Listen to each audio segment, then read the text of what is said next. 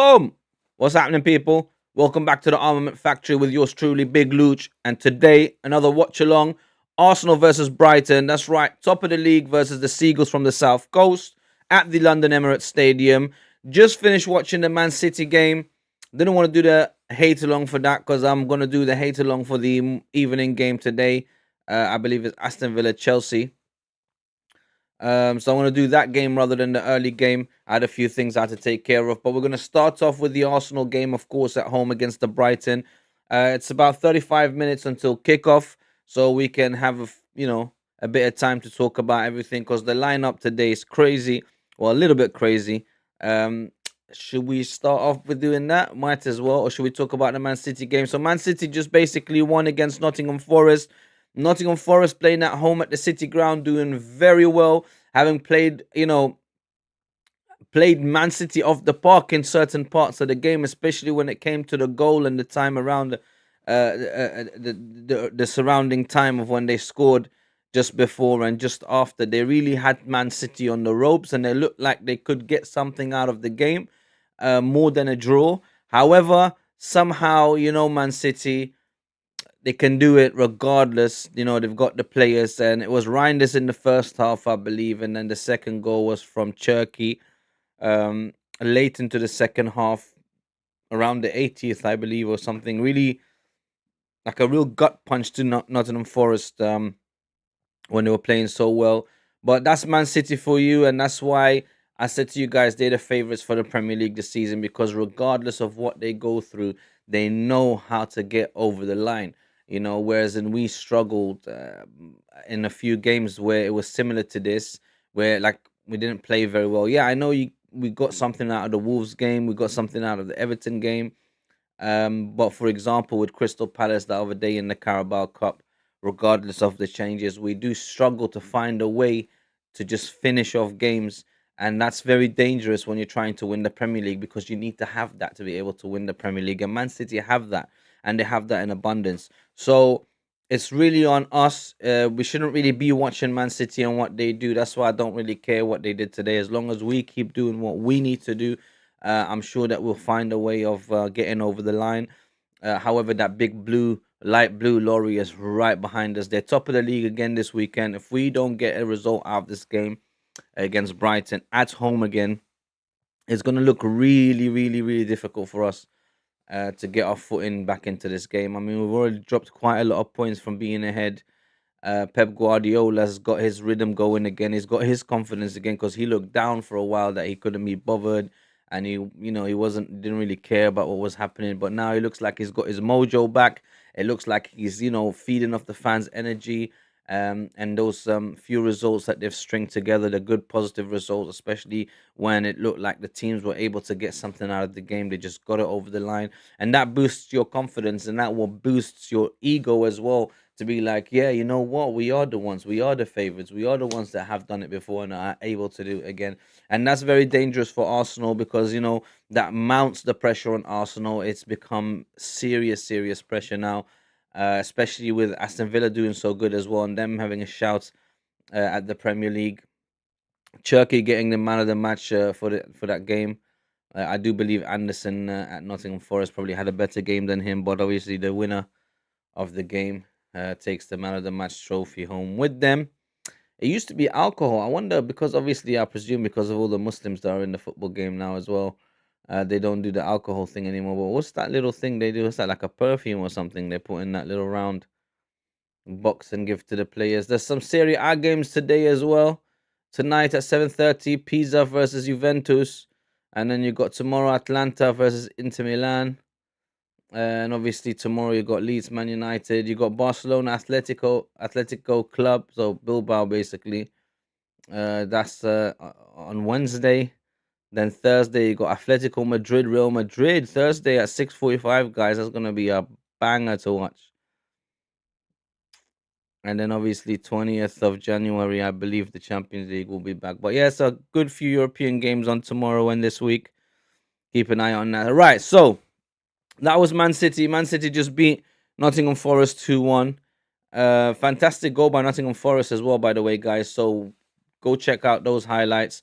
It was Reinders in the first half, and Was it the big? No, sorry, was it the first half? Or maybe the beginning of this. I think the beginning of the second half. Sorry, because nobody scored in the first half. They went in 0-0. So Reinders in the start of the second half, I believe, scored the first one. Then Hutchinson came back and scored a fantastic goal. I think it was Aiga Jesus with the delivery, the cross into the box, a great assist from him. If I'm not mistaken, I believe it was him. But I know Hutchinson scored, and then late into the second half, Turkey came up with a shot from the volley, very similar to Dorgu's yesterday, just slightly different technique. And they ended up winning 2-1. Right now, let's dive into the Arsenal lineup, what Mikel Arteta has gone for today. So obviously he's gone for 4-3-3 as usual. And as per usual, David Raya in goal. Now here's the thing. I'm going to start off with the right back because I don't know if I've got the right team formation or if this is a wrong one, or because sometimes I look up a formation or I look up the lineups that the and they turn out to be predicted ones.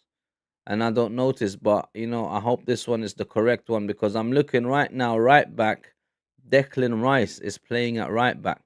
Now, is that correct? Is that because the right backs, he's telling them to go into midfield, so it's like an extra midfielder coming from the defense, so he's really playing three at the back?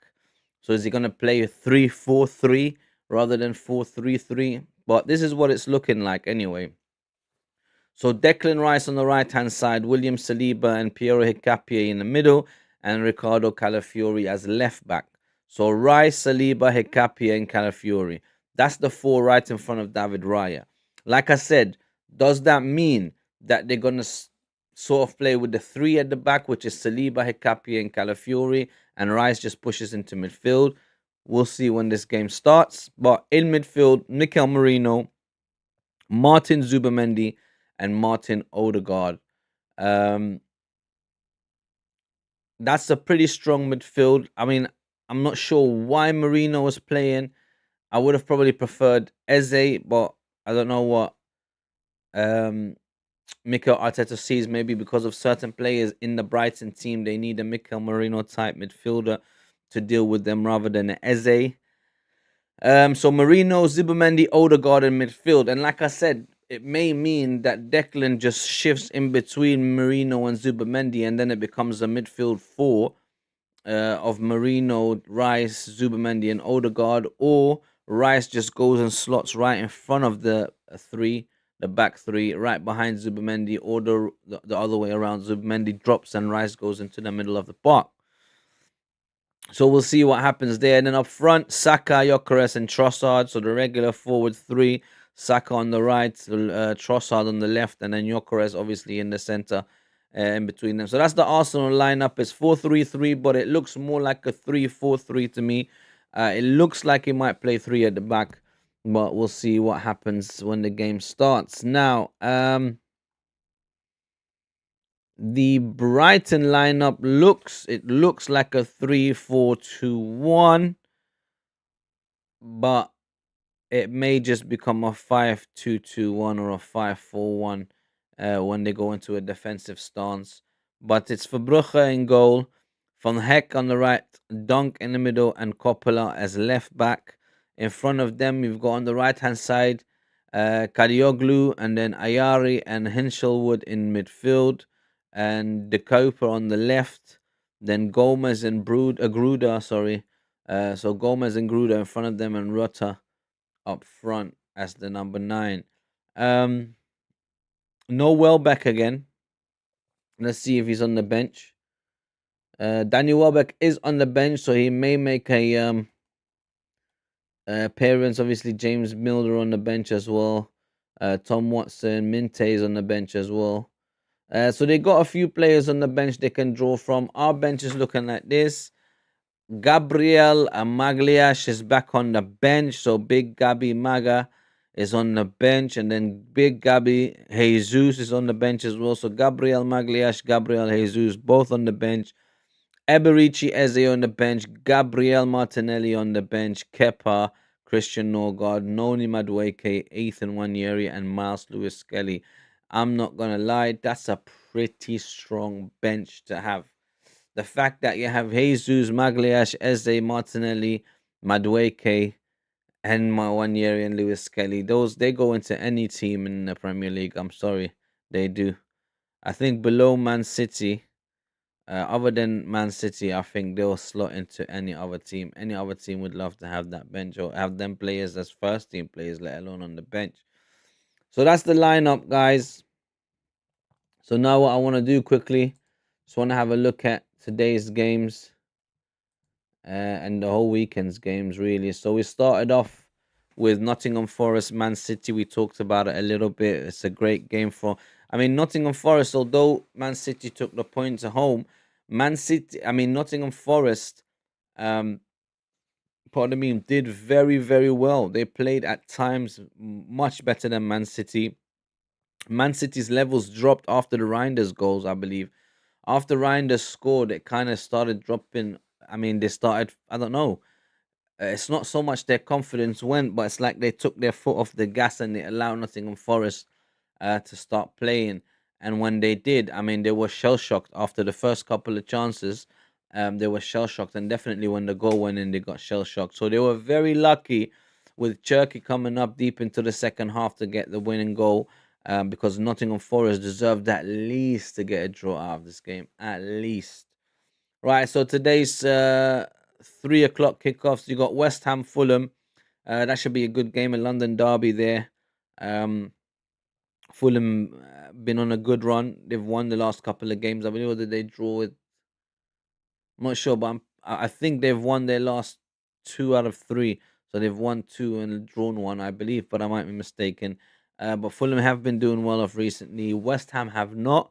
They had a good spell where they won a couple of games, but they've gone back into the routine of losing. And also, where they on the table right now, they're sitting 18th with 13 points, and Nottingham Forest, having played one more than them but lost it, obviously, are sitting on um, 18 points. So they're 5 points ahead of them with a game. With West Ham have a game in hand, so West Ham can potentially drag Nottingham Forest and Leeds back into the relegation battle. So I'm believing now what I'm seeing from Leeds on down. So Leeds, Nottingham Forest, West Ham, Burnley, Wolves.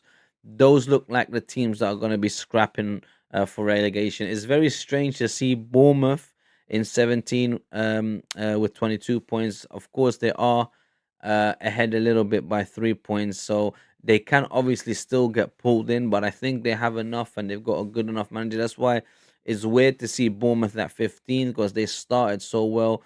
They had a good season last season as well. So you would have thought they would be at least around the 10th, ninth position, but they're all the way in 15th. They can potentially still get dragged into the relegation zone, and so can Tottenham Hotspur. So Tottenham Hotspur are sitting in 14th with 22 points, and they're literally only, what is it, 4 points? Yeah, they're basically 4 points away from Nottingham Forest, who sit potentially only 2 points in front of West Ham. If West Ham win today, they'll be 2 points off of Nottingham Forest. So Tottenham will only be 6 points away from relegation. That's two bad games, basically, guys. Um, Couple of losses and a draw, and they're in the relegation battle. And I hope that happens. I hope they get relegated. I honestly do, and that will serve them right for thinking they're a big North London club. I bet they won't be screaming European champions there no more. Anyway, right. So that is West Ham, Fulham. Fulham sitting on 13th with 23 points, only 1 point in front of Tottenham. So if they lose to West Ham today and the others do well, some teams will climb above them. Then the next game kicking off at 3. That's Brentford versus Bournemouth. Brentford doing much better now, much more better than Bournemouth at the moment. So Brentford are sitting. Sorry, guys. Brentford are sitting 12th on 23 points, only 1 point ahead of Tottenham as well. So Newcastle, Brentford, and Fulham are basically sitting on the same points, and then right behind them with 22 points, so only 1 point different.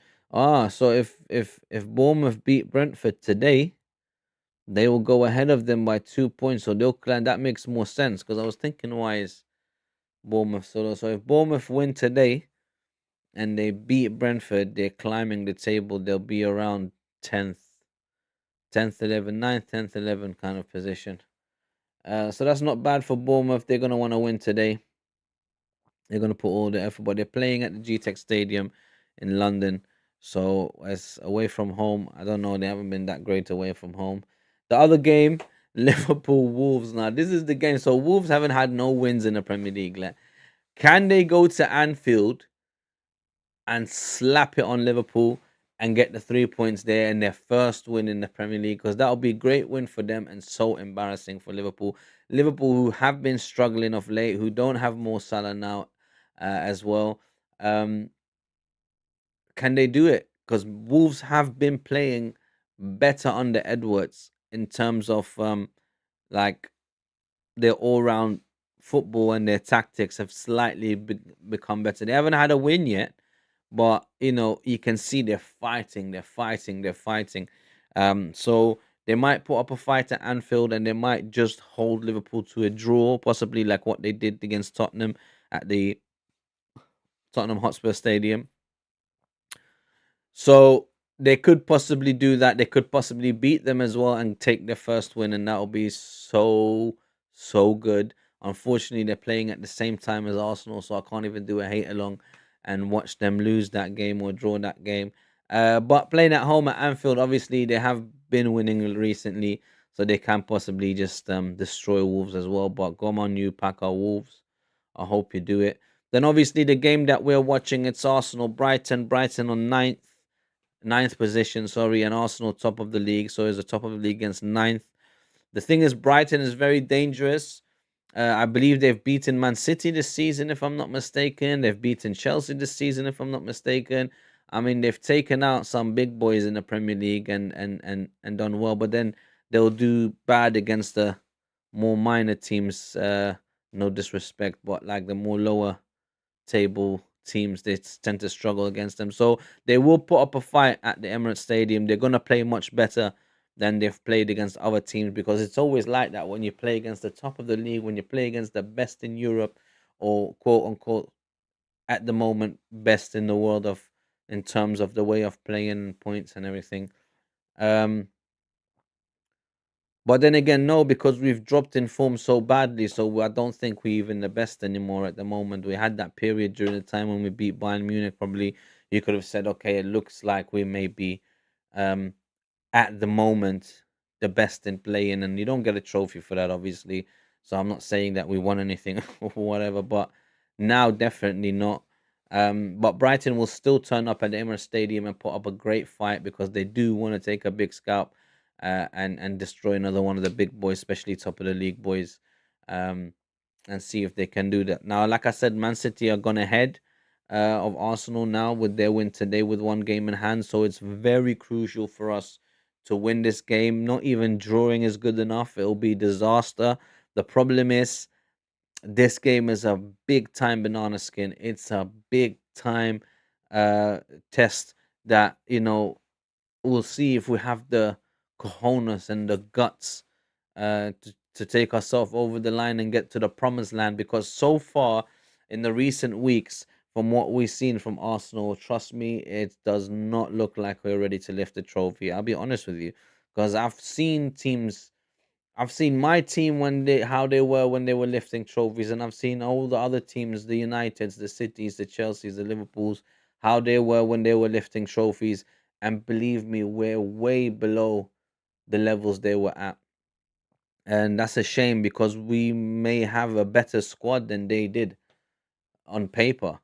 But they somehow were able to do it. They had that dogfight in them, and I just don't see it with us. It's kind of like players constantly breaking down, getting injured as if they're made of glass. One knock and they're like, eh, oh, and they go off for 2, 3 weeks, 4 weeks.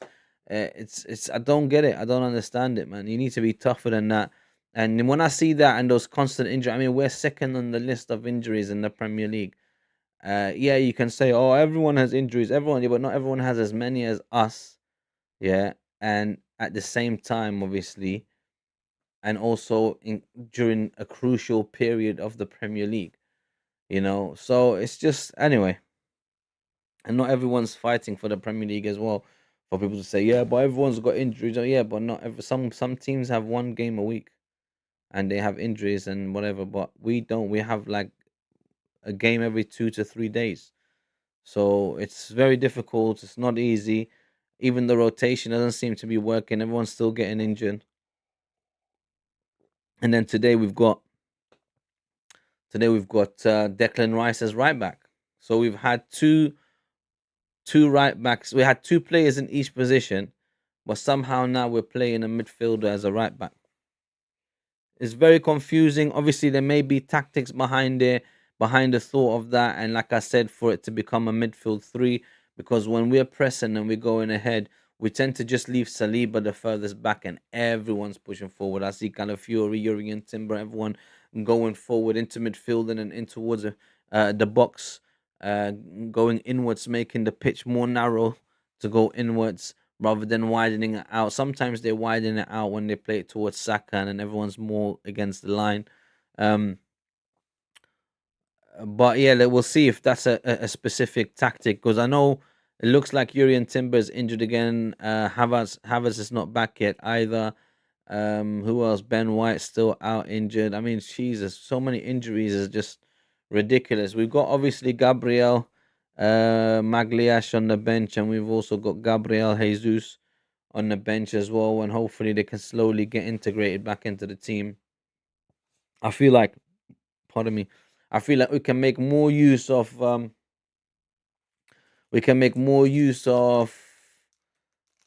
Sorry, I'm just watching the Turkey goal again. Guardiol, great shot, but great header from Guardiol into the box. What was I saying? Ooh, it went through what's his name's legs as well. Gibbs White. Went right through Morgan Gibbs White's legs. If he closed his legs, pause a little bit quicker, he would have saved that shot.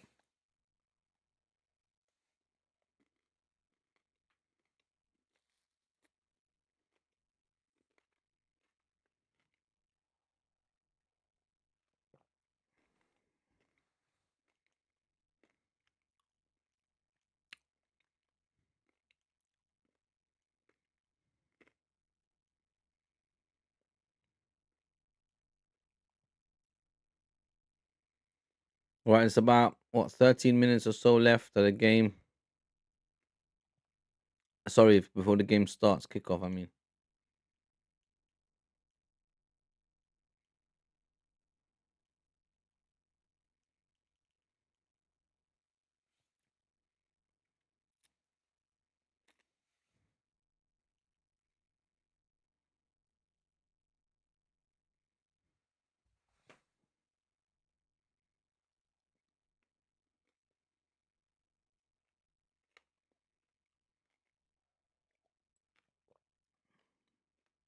my tea is finished. I might have to go make myself a quick another cup of tea, guys, before the game starts.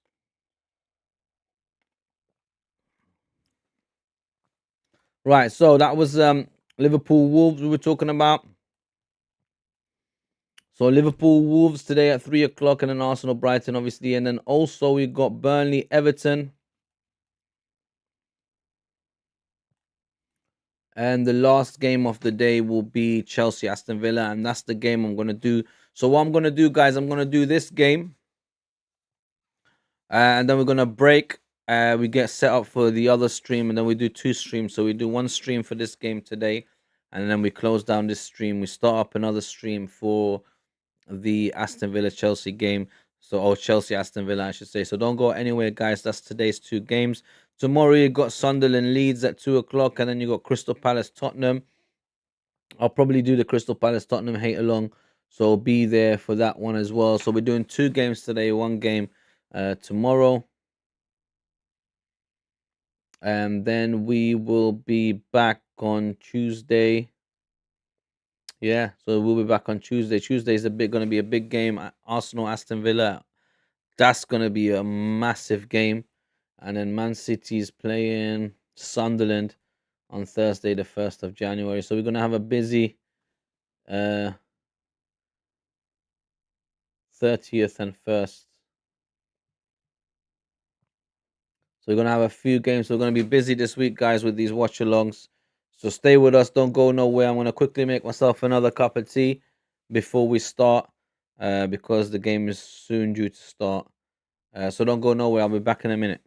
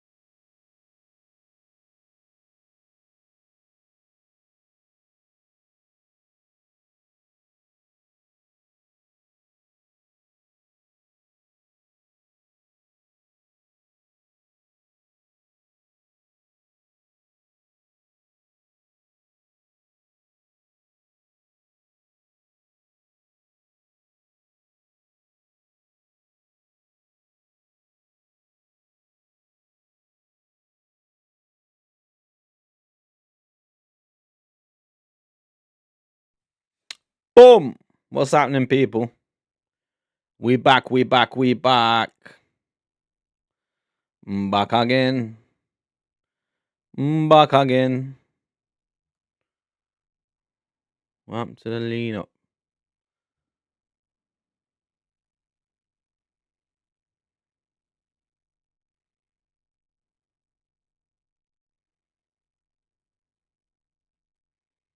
They've taken the lineups away, so apparently it wasn't the correct lineup. So we'll wait for the lineup again and see what happens.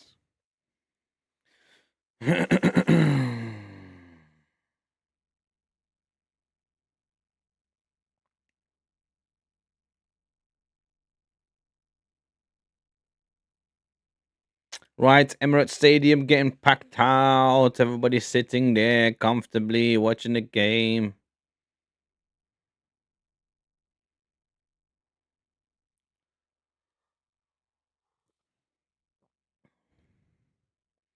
Brighton fans all day enjoying their day out as well in London. Yeah, on. What happens to the lineup though?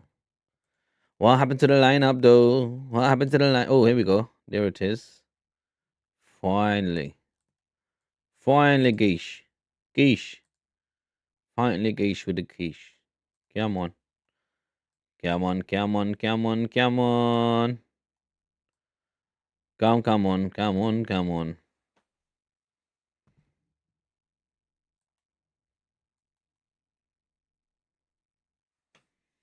Right, it's 4 minutes left before kickoff.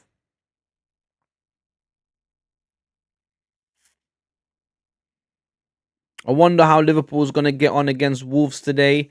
I'm hoping Wolves can make a meal at Anfield and, just yam up them Liverpudlians. Make sure they get hammered. It's a shame about Man City not being able to drop points today. We was hoping they were going to drop points today, but obviously we can't rely on them. We got to just rely on ourselves.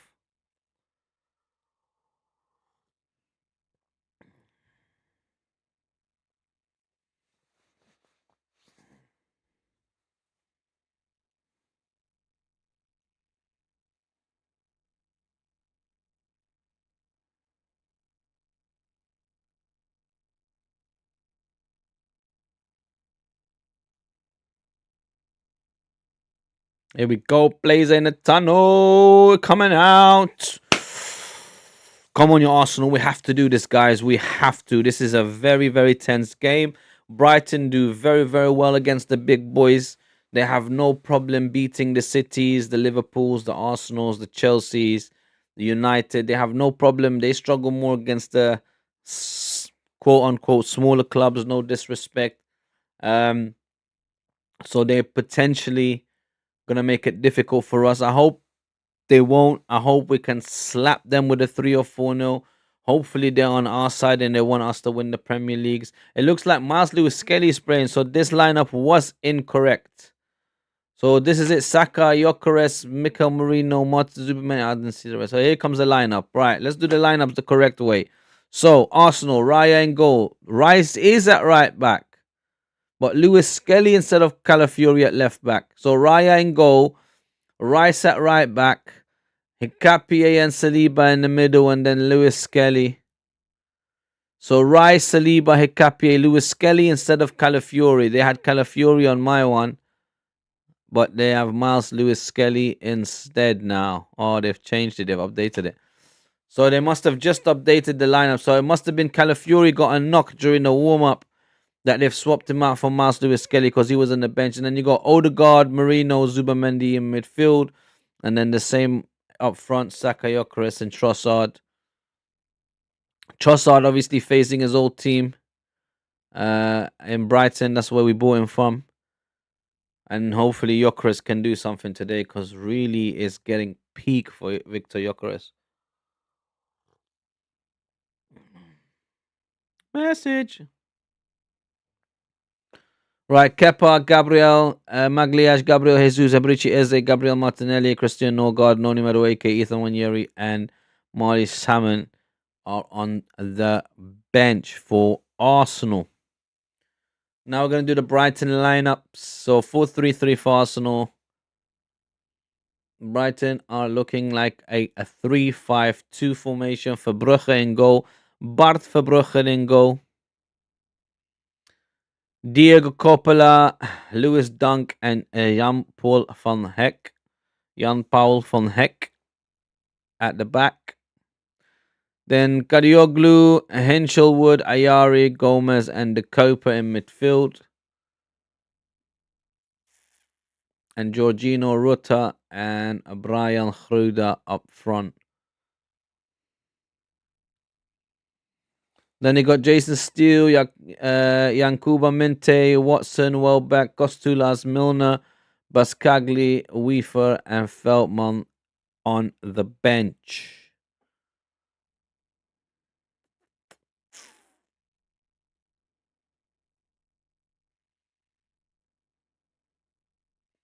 Miles Lewis Skelly making his first Premier League start, I believe. He's had a Premier League appearance already, but I think it's the first Premier League start of this season. So let's hope he's able to stay disciplined, not get any card.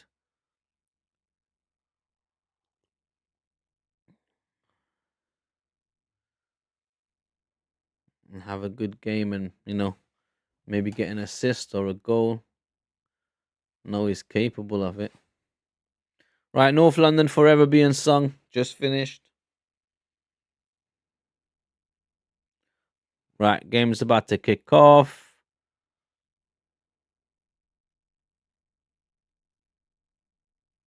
And the game is kicked off, guys. Here we go. The festive fixtures.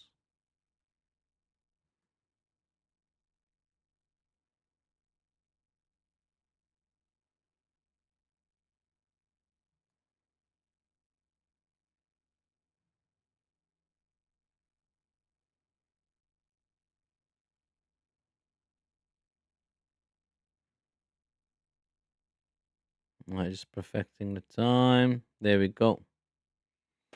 Right, Saliba on the ball. Gives it to Declan Rice. Let's see what Declan Rice does as a right back today. He's probably going to drift more into midfield as well. Similar to what Urian Timber does. I'm sure I've seen him cover at West Ham in those positions when they needed to.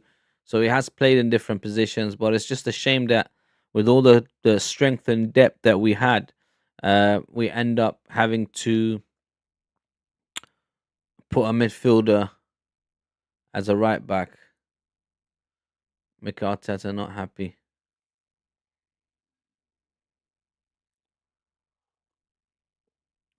Guys, this is not an easy game to win.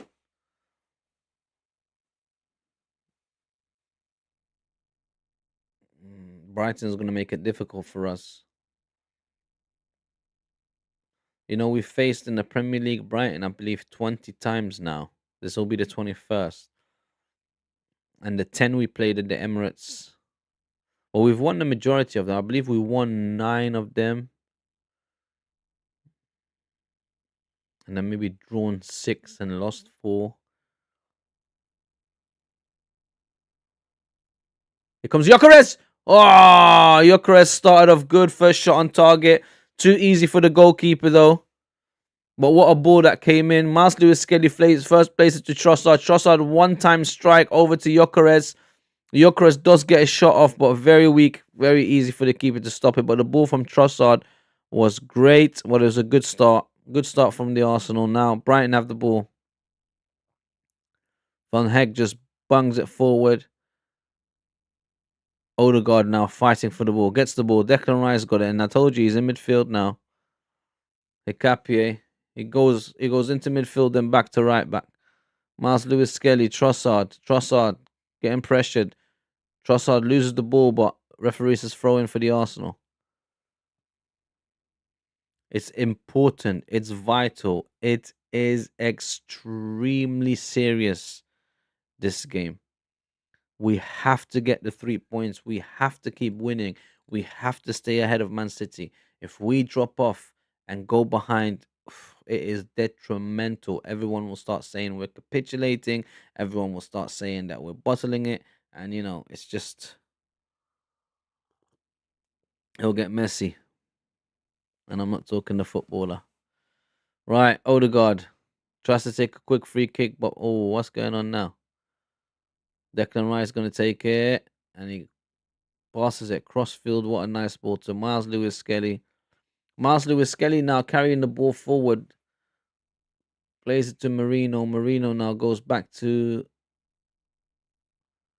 Miles Lewis Skelly, who is still a very young and very raw talent, This is very good that he gets to play and start in the Premier League at this early age, because that can only mean.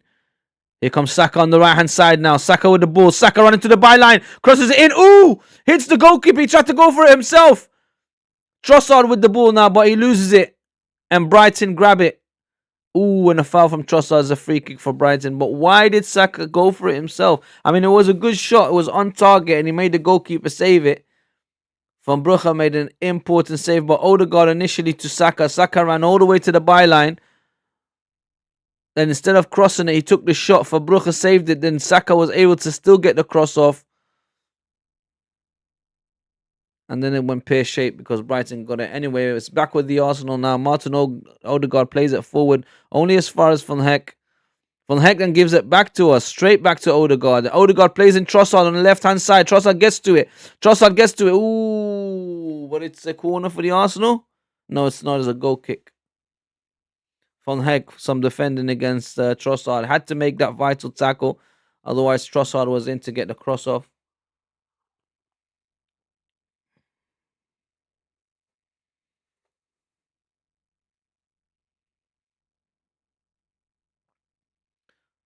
I know it might not seem it, but I'm severely nervous right now. Severely nervous. It's these kind of games. And then we've got Aston Villa at home next week as well. Yes, who's that? Peaks are in the house.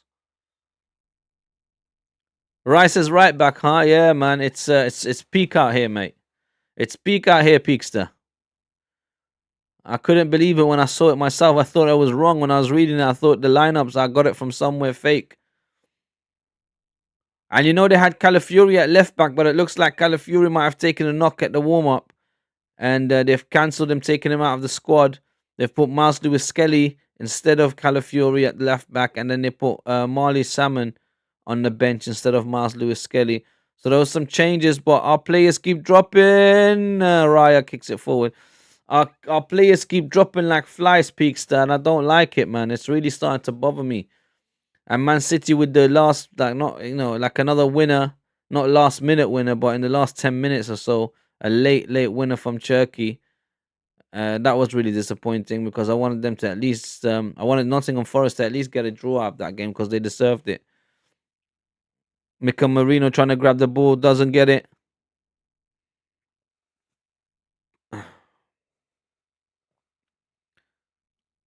Dunk, plays it to Van Hecke. Dunk again. Eternal pains as Peakster. Right, Miles Lewis-Skelly with a bad header forward, and he gave a corner away to Brighton. He's a bit nervous, but it's okay. He's composed enough. He's got enough confidence. Gabriel on the bench as well. We can, worst case scenario, draw for him as well. And then you can just put Hincapié on right back. And Gabriel next to Saliba. Marley Salmon as well on the bench. He must have been surprised when he was told to sit on the bench. Right, it's the first corner for Brighton. They look up for it. They really want it. They've got some sort of tactic set up there. Their set piece coach must have told them something. Oh, no, they've broken up now. Yeah, they've got some sort of lineup. Look at that. They've boxed the Arsenal players in to a Brighton box, and now the ball comes in. But Declan Rice with the header, 10-man Rice gets it out, and Ayari has to chase it. And Ayari grabs it on the centre circle and goes back to Verbrugge. Declan Rice at right back has to make a header to go back to David Raya. David Raya, bad ball out. Bad ball out. Goes straight to Hinshelwood. Now Van Hecke is basically giving it straight back. David Raya is just giving the ball straight back to Brighton. That's not good goalkeeping, guys. The save was good, but Gomez now. Gomez got Zubamendi in front of him. Gomez goes back to Dunk. Dunk to Van Hecke. He's got Coppola next to him on the right-hand side. And goes to him as well. Kadioglu. Van Hecke. They're happy to keep the ball at the back. Saka now putting the pressure on. See, this is the thing with Gyökeres. He's running around doing nothing, no pressure, no nothing. Look, now he wants to run at the keeper. You're too slow, man. Ball goes all the way from keeper to keeper. So Fabrucha just kicked it straight out to David Raya. Now Saliba on the ball. What do you think the score is going to be? Peaksa says, feel like Raya's confidence has dropped a tad. No, let's hope it hasn't. That was just a bad ball. You know, everyone's allowed one or two mistakes as long as they don't make the same mistake. So keep an eye out on Raya's, uh, what's it called, distribution from now on. Hopefully, he would have learned from that and doesn't make the same mistake. So if he does make the same mistake several times in a game, then yeah, I will agree with you and say his confidence has dropped. But Peaksa says 2-1 Arsenal. That's not a bad shout. I want to keep a clean sheet, but 2-1's not a bad shout. Um, I had Arsenal to win 3-0 today, to be honest with you. And I'm still hoping Gyökeres will come good with at least one or two goals. Because Peakster, I'll be honest with you, I'm starting to really worry for him and really think that he's just not good enough for Arsenal. I'll be honest. I know it's early, but he needs to start showing me that he is worthy of wearing the Arsenal shirt, and especially the number 14.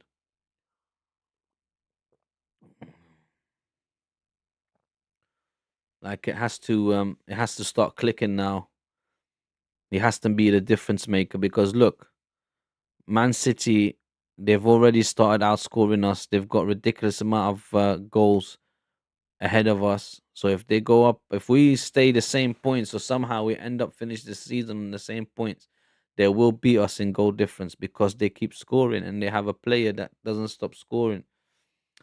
Peakster says it's super difficult because Brighton is a great team. Never really too sure when we play them, can go either way. Well, I said it earlier. So in the 20 games that we've played them, I believe we've won 10, drawn 6, and lost 4. So our record against them is not bad.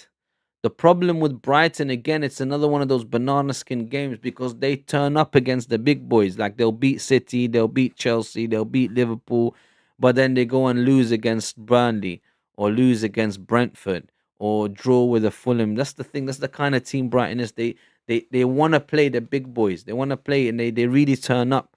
The thing for us is Daniel Welbeck's not in their team. Mente's not on the team. They're all on the bench. So that might count for us, but they may be leaving them for last minute. But we shouldn't even rely on anything like that. Arsenal at this point should be good enough to just be putting all these teams away. We should be good enough with the strength we have, and then you can say, yeah, but all the didn't they beat City 3? Yeah, that's what I'm saying. I'm pretty sure they did. They beat City, they beat Chelsea, they beat a few of the big boys. I believe they beat Man United as well. No, Man United was like 4-3 against Brighton, I think, wasn't it? It was a crazy game. I remember watching it. And it was like 3-3 or 3-2 or 4-3. I don't know. It was a crazy game. But even against United, they played very well. They deserve something out of the game. But here comes a corner for the Arsenal. Saka. The thing is, we should be the Peakster. I'll be honest with you. We are good enough to beat a Brighton, man. On paper, man for man, we should be battering them. Saka with the corner. They should be the first goal. We should be getting away, especially at home. Peakster, we're playing at home. We're not playing away from home. We haven't lost at home this season yet. Bad corner from Saka where the ball goes over the boat. And it's a goal kick for thingy. It's a goal kick for Brighton, sorry. Bad corner from Saka again. See, it's things like that, not capitalizing on the set pieces that we have at the beginning of the season. We were scoring near enough every set piece. Could it be that the loss of Gabriel Magalhaes has really affected Arsenal that much, where the whole team dropped off when he got injured? Because our rut really started when Gabby went off injured. That's when our not I wouldn't even say problems because we're still winning, but the form and the way we were playing and the confidence somehow just like the energy. Here comes Saka though, ball from Odegaard. Saka comes inside, shoots, but way too high all the way to Rose. Unlucky. Well, good try. But it looks like Saka's getting hungry and greedy. He wants his own goals. He's not gonna. I told you there's something between him and Gyökeres. I don't think he wants to play in Gyökeres at all. I think you're ahead of me. Is it 1-0? Yeah, Peaks, I think you're ahead of me. I might have to change something because I haven't seen the goal yet. Must be now. Declan Rice to Saka. Martin Odegaard shoots. 1-0 to the Arsenal. Yes! Yes! Heavyweight. Heavyweight. Chat to me now! 1-0 to the Arsenal. Great start to the game, guys. Well done. Martin Odegaard. Fantastic shot. Unbelievable. To get the ball back. Saka as well. Great to see Odegaard and give him the ball as well. Here we go. I think you're a bit ahead of me, mate. My captain, says Peakster. Come on. My captain. All right, great start from the Arsenal. So it came from the Brighton kickoff. Dunk gave it to Verbruggen. Verbruggen then looks to Ayari in the middle. He gets his pocket picked by Hikapié. Declan Rice to Saka. Saka sees Odegaard. Plays into Odegaard. Odegaard comes just outside the box. Takes a shot on his right foot and it's goal. 1-0 to the Arsenal. Yeah, man. All right, let me update the score. But hold on, you're ahead of me, Peakster. I need to fix this. I need to sort this out.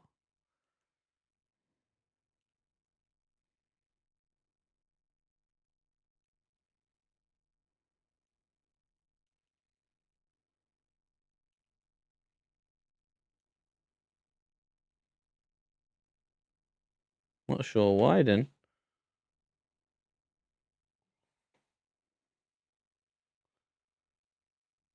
My captain will always be my captain. Out of here with the Odegaard haters. Yeah, real talk. Odegaard haters. They can't really hate on Odegaard. Odegaard is a fantastic player, man. Did you see his decision the other day to give Gyökeres the penalty? That was a great captain's decision.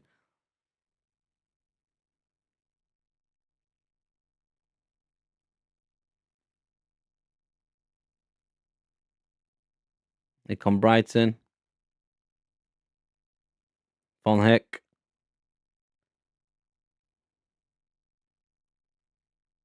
Coppola.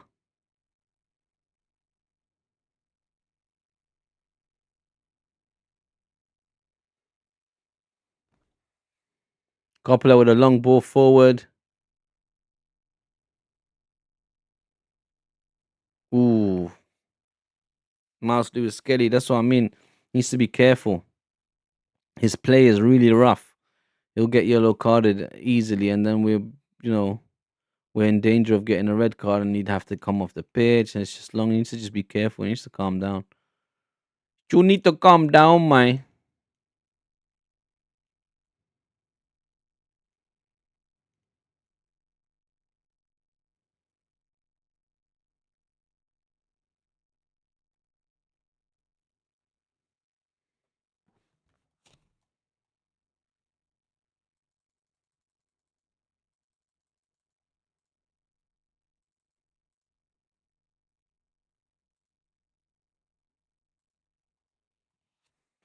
Right, looks like something happened at the Burnley Everton game. Let's see who scored. Did Everton score? Ooh, nearly. Everton nearly with a goal against Burnley. Oh, Trossard's gone down. See what I'm saying, Peakster? Again, come on, get up, man. Stop that. I get worried as soon as an Arsenal player goes down and holds his leg. Because they're not the type to just be rolling around the pitch and be like, ah, that's when you know it's fake. When they do, it's like, oh, no, damn it, I feel something. And that's when you get worried because it just looks serious. Quickly having a look at West Ham. West Ham, Fulham now. West Ham, Bowen. Oof. A save from Areola. Is that Areola? No, not Areola. What's his name? The Fulham keeper.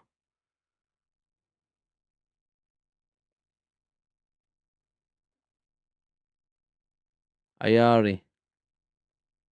Coppola back to Van Heck. Dunk. Goes all the way back to Verbruggen.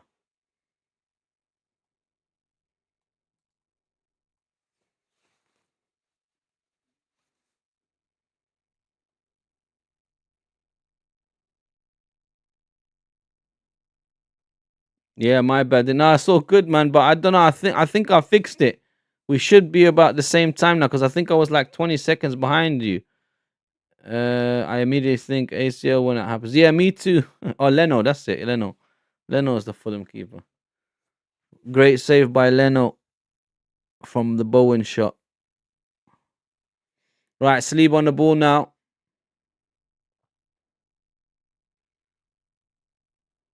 Goes out. It's an Arsenal throw, surely. Declan Rice now with the throw.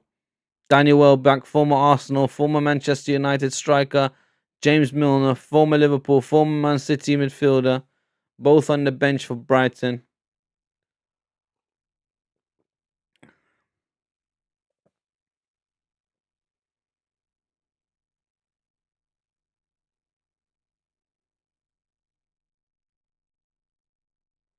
Saka, David Raya.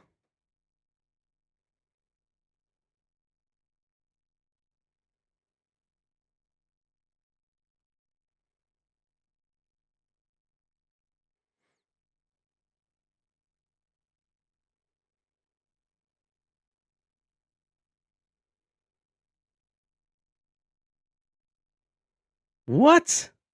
Ball gets kicked out. Straight out from Verbrugge for an Arsenal throw. Peakster says he used to play. Yeah, Leno used to play for us, did he? I don't remember, man. Maybe. Not as a first team goalkeeper, was he?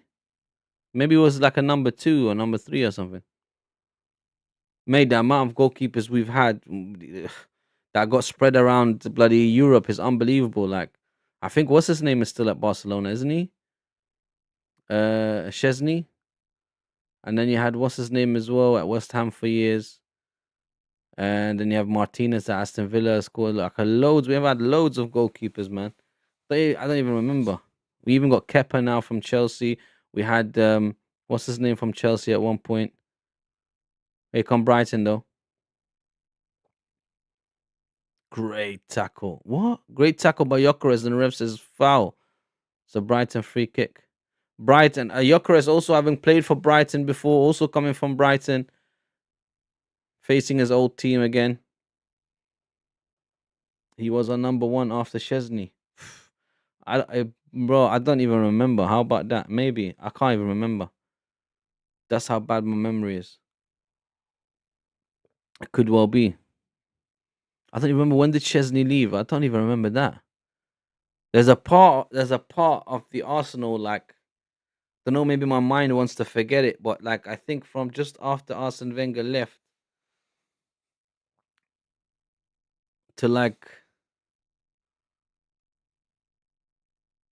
maybe towards the end of Unai Emery's reign, like that gap there is all muddled up for me. I don't even remember. I was so like going through stuff that I don't even remember who was what then. Right, Trossard coming on the right hand side now, crosses it in. Out by Dunk. Trossard again. Saka, Odegaard. Is he going to do the same thing again? Tried to cross the ball, but it got deflected, and Brighton's got it now. Gomez. Ayari with a long ball forward. Looking for Rutter, but couldn't get to him. Right, William Saliba now. Gyökeres never played a single first team game for Brighton. Did he not? He did for Coventry, though, didn't he? But he was at Brighton the longest, I think. But he was at Brighton very young. So, yeah, maybe you're right. He didn't play in the first team. I remember he was so young at Brighton, like maybe 17, 18. But I know for Coventry he did, because at Coventry he started scoring a few goals. That's how he got his move to Sporting Lisbon. Yes, Robert the Gunner in the house. What's happening, my brother? How's it going, man? Declan Rice coming up now. Saka on the right-hand side. Going to the byline. Crosses it in. Looked like Ayari tried to head it out. Declan Rice now looking for Saka. Odegaard with him, plays him in. Odegaard running inside now. Into the middle of the park. Plays in Miles Lewis Skelly, who plays in Trossard. The ball is switched from right to left. Now Miles Lewis Skelly. Is he going to bring it to the other side now? William Saliba. Declan Rice. Saka. Saliba.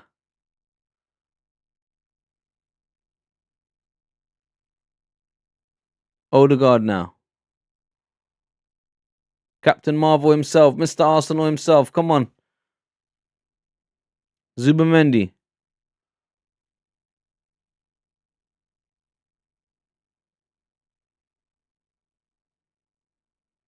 Declan Rice. Saka. Bokayu. Rice. Declan. Odegaard. Martin. Ikapi. Piero. Lewis Skelly. Miles. Trossard. Leandro. Ball's not going nowhere, guys. They're keeping possession well, but the ball's not going anywhere. Zubamendi now bringing it forward. Oof, try to play in Miles Lewis Skelly. Miles and Skelly fouled the play, but the ref says advantage. He's playing advantage. Miles will get a yellow card for that. I'm pretty sure. The ball goes all the way to David Raya. Is the ref going to do anything? No. Thank God for that. He didn't pull no card. He didn't even warn him. That's good. Miles Lewis Skelly needs to be careful, man. He needs to be careful. He can't be putting us at risk. Get a yellow card, he'll get a red card.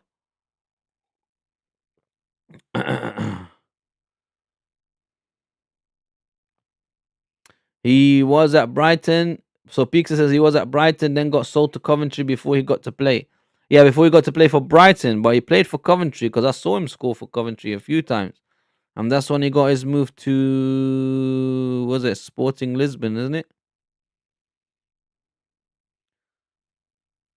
Robert says, wearing the 2011 anniversary home shirt. Come on!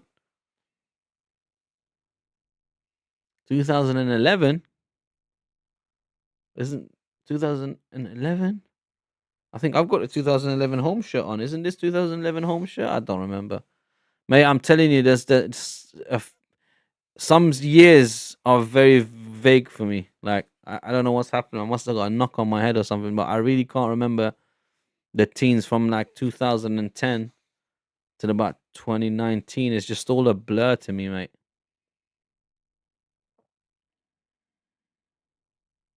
All right, here come Brighton.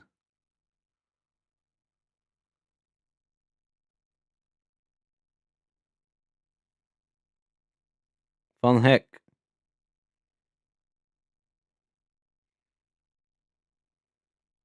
Brighton don't mind playing the high line. It's a goal kick for the Arsenal. Like, they really do leave space in behind. Gabriel getting warmed up. I'm not sure why. It's not going to make a change at 27 minutes, but possibly just to keep him warm. Keep his muscles going.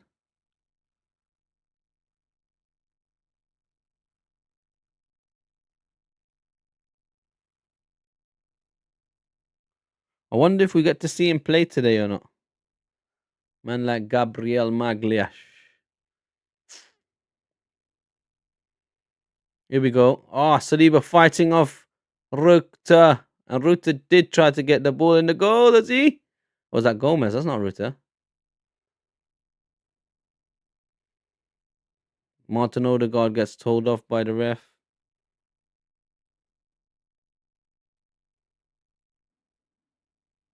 Did he? Leno played 101 matches for us from 2018 to 2022. Was he first? Was he first goalkeeper? Oh, maybe I just don't remember, man. Maybe I'm just confused. Maybe I'm confusing him with someone else.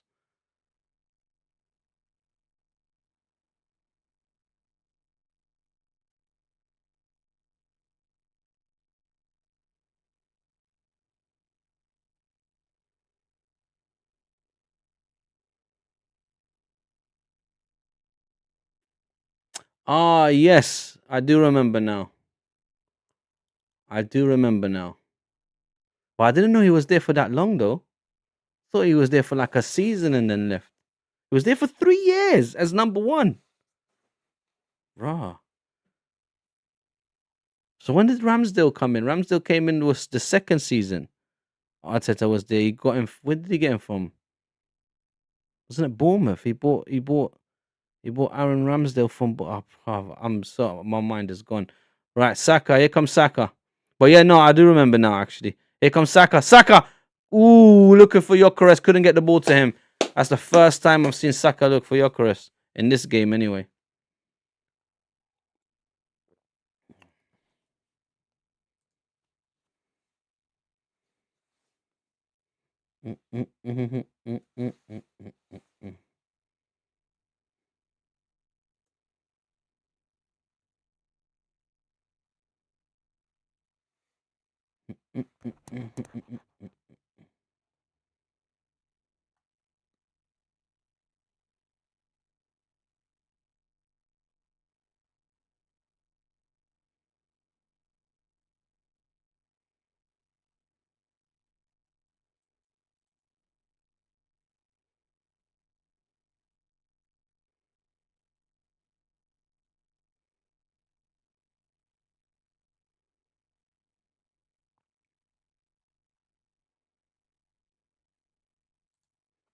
Gyökeres.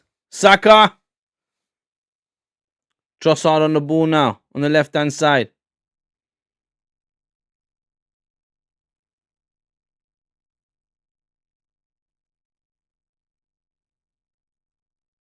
Trossard. Still Trossard. Still Trossard. Going in, going out. Still with the ball. Trossard plays it in. Hikapié can't get the ball. And looks like Ayari fighting for it. And Ayari got the ball and gets away from his box and gets fouled. And it's a free kick for Brighton. That was great play by Yassine Ayari of Brighton. Beaks says so for the first 3 years. Yeah, bro, to be honest with you, like I said to you, from Petr to Martinez, it's a blur. I don't remember Leno playing that much. I do remember him now that you're mentioning it, but I remember him coming in like.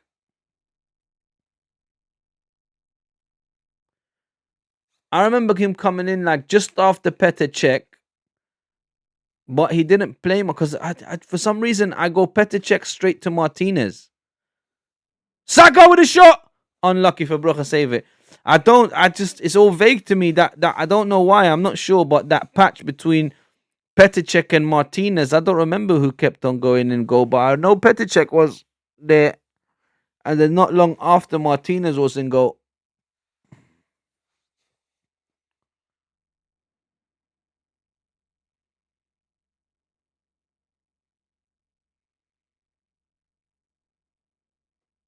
But I have that with a few players at Arsenal that I've been to at Arsenal.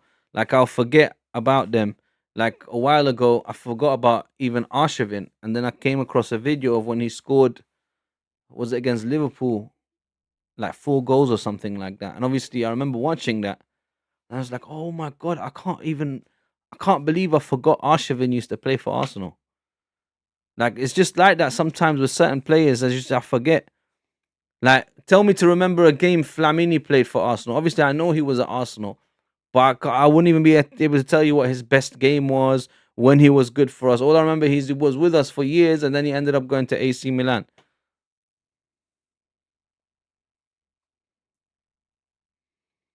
Peaks says, no, it was Czech, Martinez, Szczesny. Nah, man, Szczesny was there way before all of them, bro. Szczesny was there during the Arsene Wenger days. Szczesny was there even before Petr, I believe. Because who was it? We had another Polish goalkeeper before that. What's the other Polish goalkeeper we had that went to West Ham? Oh, bro, you're asking me to remember bare thing. I don't remember, man. But yeah, no, obviously, I'm sure he did. I don't remember the order of things anymore. But yeah, you're right. He did probably play. But I just don't remember him being that regular anyway. But we got David Raya now. And that's the best goalkeeper I've seen for us so far since Seaman. And I think he's better than Seaman as well. How about that? Right, Martin Zubimendi. Obviously, David Seaman is a legend, but it's funny how the last legendary keeper we had was called David as well, and this one's called David as well. That's crazy. Lewis Kelly's gone down again. I'm telling you, Lewis Kelly needs to be careful. At some point, he will get a yellow card, man, and it'll put us in danger.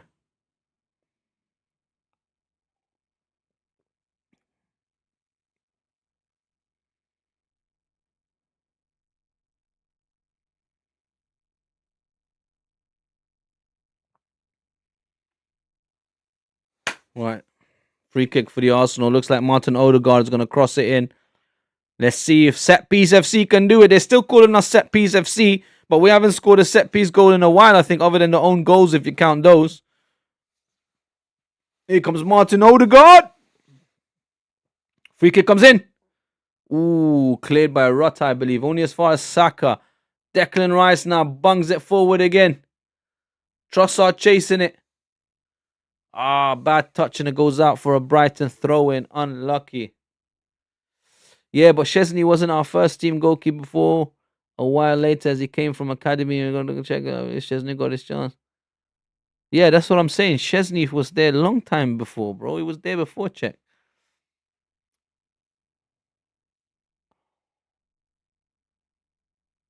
But there was another Polish goalkeeper even before Chesney. Martin Odegaard again. Blazing Declan Rice on the right hand side. I don't know if he tries to cross it or he tried to shoot, but the ball went way too deep. All the way back for a throw-in on the other side. That was bad touch by Declan Rice. First time. I think he was trying to cross it, but it went way too deep. It went past the second post and all the way out. Actually, it went out for a goal kick, so...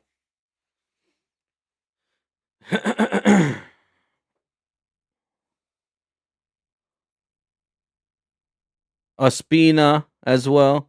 No, but there was another one we're missing out. There's another goalkeeper we're missing. He went to West Ham. He was pretty decent. He was a Polish goalkeeper as well. How can I forget his name, man? Try and find what that one peaks. There was another Polish goalkeeper that was around maybe just before Chesney or during the same time. Him and Chesney kept rotating, I think.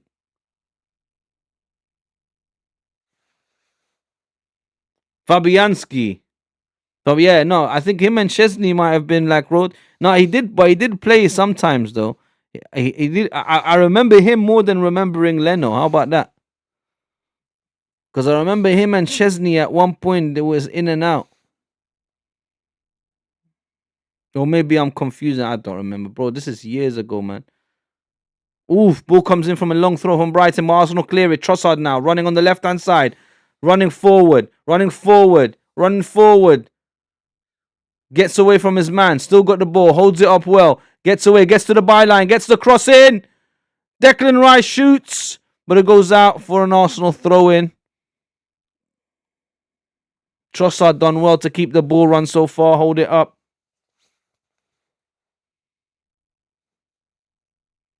Yeah, that sounds about right. I think after that, he pretty much left as well. But that sounds about right. Rice throws the ball to Saka. Declan Rice now with a cross. Back post. Oh, Gyökeres again, man. Couldn't finish it. Couldn't do nothing. What a fantastic ball in from Declan Rice. He first throws it into Saka. Saka plays it back to him. He sees Gyökeres at the back post. Puts on a sixpence for him. All he has to do is header it forward. And he clumsily doesn't know whether to head or shoot. And then it goes a bit of both and he heads it onto his thigh. It was absolutely embarrassing, ridiculous that we have that kind of striker in front of our goal. Couldn't make a decision whether he wanted to shoot or head the ball. Ended up doing both. Lifted his knee and headed it against his thigh. Absolutely ridiculous. And that was Saliba trying to get a goal from the halfway line. Didn't aim it well. Ball went away. Oh, that was Marino. It wasn't even Saliba. Brentford 1, Bournemouth 0, Burnley 0, Everton 0, Liverpool 0, Wolves 0, West Ham 0, Fulham 0, Arsenal 1, Brighton 0. Did you say you forgot we had Lehman? No, you can't forget that, bro. He was number one for years, bro. He was our goalkeeper that got sent off in the Champions League final. But don't remind me of Lehman. I've got a picture with Lehman and a signed bag from him. He actually came to my workplace one time and I took a picture with him. Funny enough, I was at my workplace and I was watching the Champions League game and then he walks in and then he came in the back and watched a bit of the Champions League. This is years ago. And I literally asked him, I said, how come you're not doing punditry right now? Shouldn't you be? He's like, yeah, I was asked, but I couldn't do it tonight, blah, blah, blah. So I ended up taking a picture with him. But yeah, Jens Lehmann. How can you forget about Lehmann? Crazy Lehmann.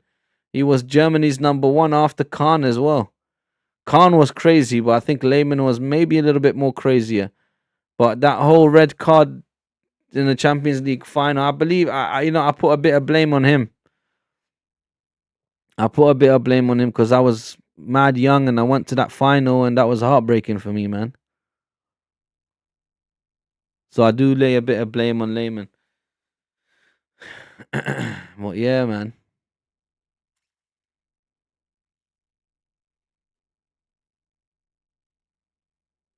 Well, that's what I mean. You see, you don't remember Lehman. I remember Lehman. Oh, you were 3 when he played.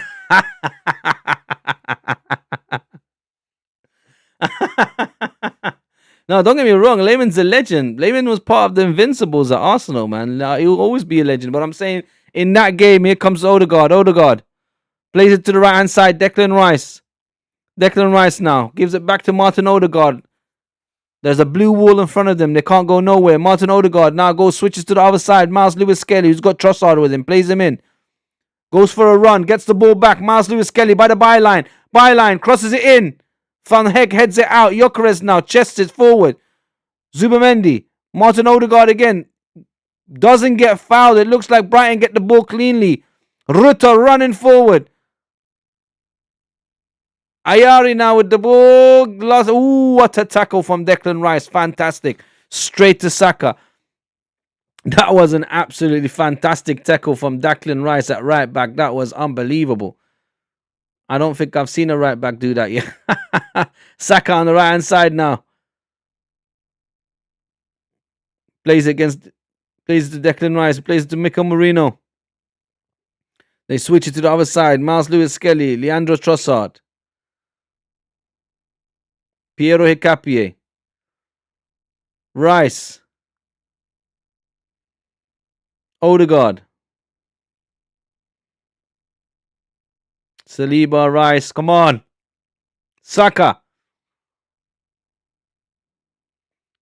Saka with 2 players in front of him. Declan Rice now tries to cross it in. Crosses it in. Gets headed out by Brighton again. Yeah. Lehman is a legend, dude. Like, don't get me wrong. He's part of the Invincibles. You know, he's lifted trophies with the Arsenal. It's just that one game, the Champions League final, when he did what he did, that was a bit ridiculous. He was just too excited, man. But anyway, he ruined our chance. Robert, he did ruin our chance, I'll be honest, but it still be... Oh, what happened in the G-Tech community? Brentford scored again! Brentford score again. It's 2-0. It's Brentford 2, and Saka's on the attack at the moment as well. Saka on the right-hand side. Saka on the right-hand side. Oh, he takes a shot but gets blocked for Van Heck. And it's a goal. I mean, it's a corner for the Arsenal. Game is getting a bit more excited. Brentford 2, Bournemouth 0. There's a goal in the Liverpool game as well at Anfield. Let's see. I bet you Liverpool scored. Chiesa plays it to Rio. No, no, it's not Rio. What's his name? The Ekitike again. Oh no, Gravenberg. Frimpong played it to Gravenberg, and Gravenberg scored. It's 1-0 to Liverpool. Let's see if Wolves can get back in this game. It's a corner for the Arsenal. It's a corner for the Arsenal.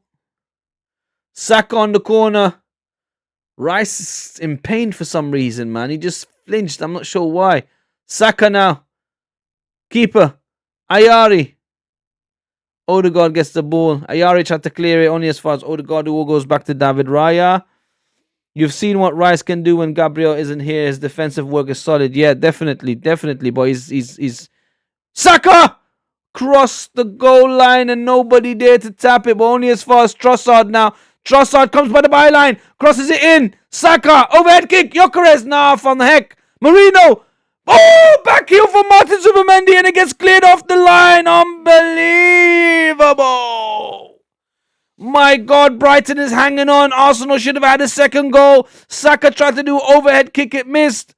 So much was happening. So start off with Saka playing the ball across the goal line. Nobody there to clear it. It gets to Trossard, who comes back in on the left-hand side by the byline. Crosses it. Saka tried to do a scissor kick. Gyökeres tried to head it. Van Heck heads it out. Martin Zubimendi with a back heel. But Verbruggen there to just slap it off the line. Unbelievable. That Martin Zubimendi back heel should have been a goal, but Verbruggen was aware and he slaps it out and Trossard couldn't capitalize on it.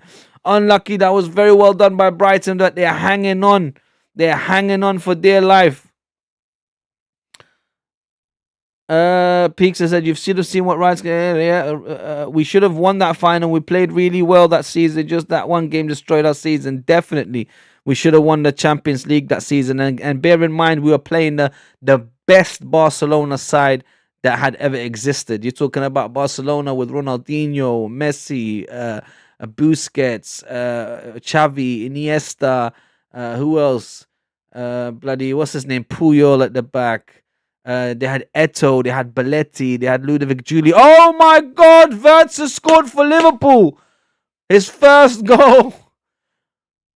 Wirtz finally gets on the score sheet for Liverpool, and it's Liverpool 2, Wolves 0. Yeah, they're going on a rampage now. Right, it looks like how many minutes of extra time, injury time? 1 minute injury time at Arsenal. Gyökeres has gone down. Man down. Looks like Verbruggen came out. He got a yellow card. Verbruggen just sliced Gyökeres down like a tree. My God. Brother, it's 2-0 Liverpool. Wirtz scored the next minute. Peakster just gave us the update. I know, I just saw it, fam. Robert says, this is unbelievable, Jeff. Definitely. That's Andy Gray, wasn't it? Wasn't it Andy Gray that used to say that? Take a boo, son. Take a boo. Yeah, Gyökeres got sliced down by Verbruggen. Verbruggen thought he was a tree and he got the bloody hacksaw out. He only got a yellow card for it. Let's see if Gyökeres is injured.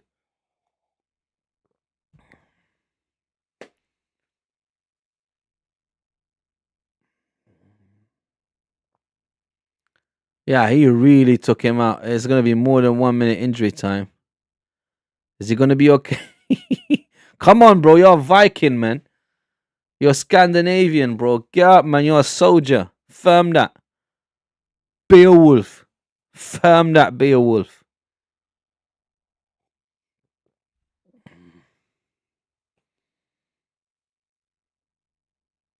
I don't know how we didn't get that second goal, though, man. Floppian Vorts has finally scored. The banter is over. I will miss the banter. Yeah, what were they saying? He was like 007 twice or something. 0015. The banter is going to be over, but it was due to be over, though, at some point. I like the way you called him Floppy and Vorts. Floppy and Vorts. I like that. Right, come on, you Scandinavian Viking. Come on, score a goal, man. Ball comes in. Gyökeres, where you? Oh, that was a bad ball. Who was that? Rice. Rice, there's something wrong with him, man. He's there's something not right with him. He's in pain somewhere. Because even earlier, they put the camera on him when Saka was about to take a corner, and he was like, he was like holding himself. Oh, game's done. It's half time, guys.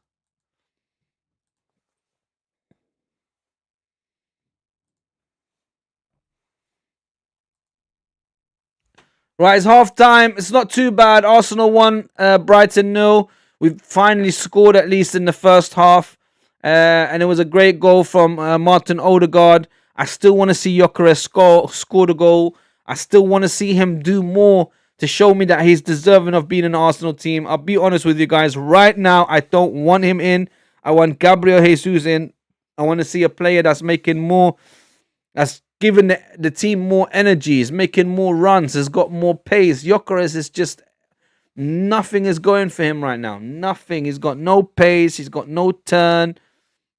He's struggling to get in behind the lines. Every single defender, not one defender struggles against Gyökeres, and that's not good. We need defenders to come out and be like, yeah, that Gyökeres, man, he's just too difficult. Like, not one defender from Wolves, who's the bottom of the league, all the way to Man City, who are right behind us, Every single team, their defenders know how to deal with Gyökeres because there's nothing there to deal with. He's so basic, the way he plays. He doesn't really have an X factor. Not saying that he can't get it or he can't work towards it or there's other things that are playing with his mind that is forcing him or that is making him play like this. But hopefully he can shake that monkey off his shoulder and then go on and become one of the greatest Premier League strikers. But so far, right now, up to this point, I'm telling you guys, I've seen strikers, I've known strikers, I know what they're like. You know, that's not it. I'm telling you guys, that's not it. The way Ekatike is playing for Liverpool, the way Voltemade is playing for Newcastle, you know, you can tell there is something there. Gyökeres at Arsenal, Gyökeres at Sporting is one thing. Gyökeres at Arsenal is a whole different thing. You know, and that's what people were saying. You know, when Arsenal fans kept on getting gassed up, like, oh, Gyökeres, we're getting our striker. There were other fans from other clubs that kept saying, yeah, but guys, he's coming from the Portuguese league. Like, you know, that's not Premier League, right? Like, you know, players can come from there and absolutely be, you know, trash in the Premier League, like absolute scrubs in the Premier League. And that's what I think has happened with Gyökeres. He looked good from far from good. That's what I'm trying to say. You know, when sometimes people, they look good from far away, but then far from good when you see them up front. And that's what it's like. 0015 James Bond knockoff. I still believe Gyökeres will be a superstar, says Robert. We just have not had a striker since Aubameyang 5 years ago. It's going to be difficult. Yeah, but I'll be honest with you, I never liked Aubameyang either. I never liked him at Dortmund. I was so upset when Arsenal decided to purchase him. Obviously, he did do a job for us at the end of the day. But I was never a fan of Aubameyang. Not even from before he came at Arsenal. I wasn't. I just didn't like his attitude. I just didn't like the way he uh, conducted himself and all of that. And then obviously the way he plays as well. I was never a big fan of him anyway.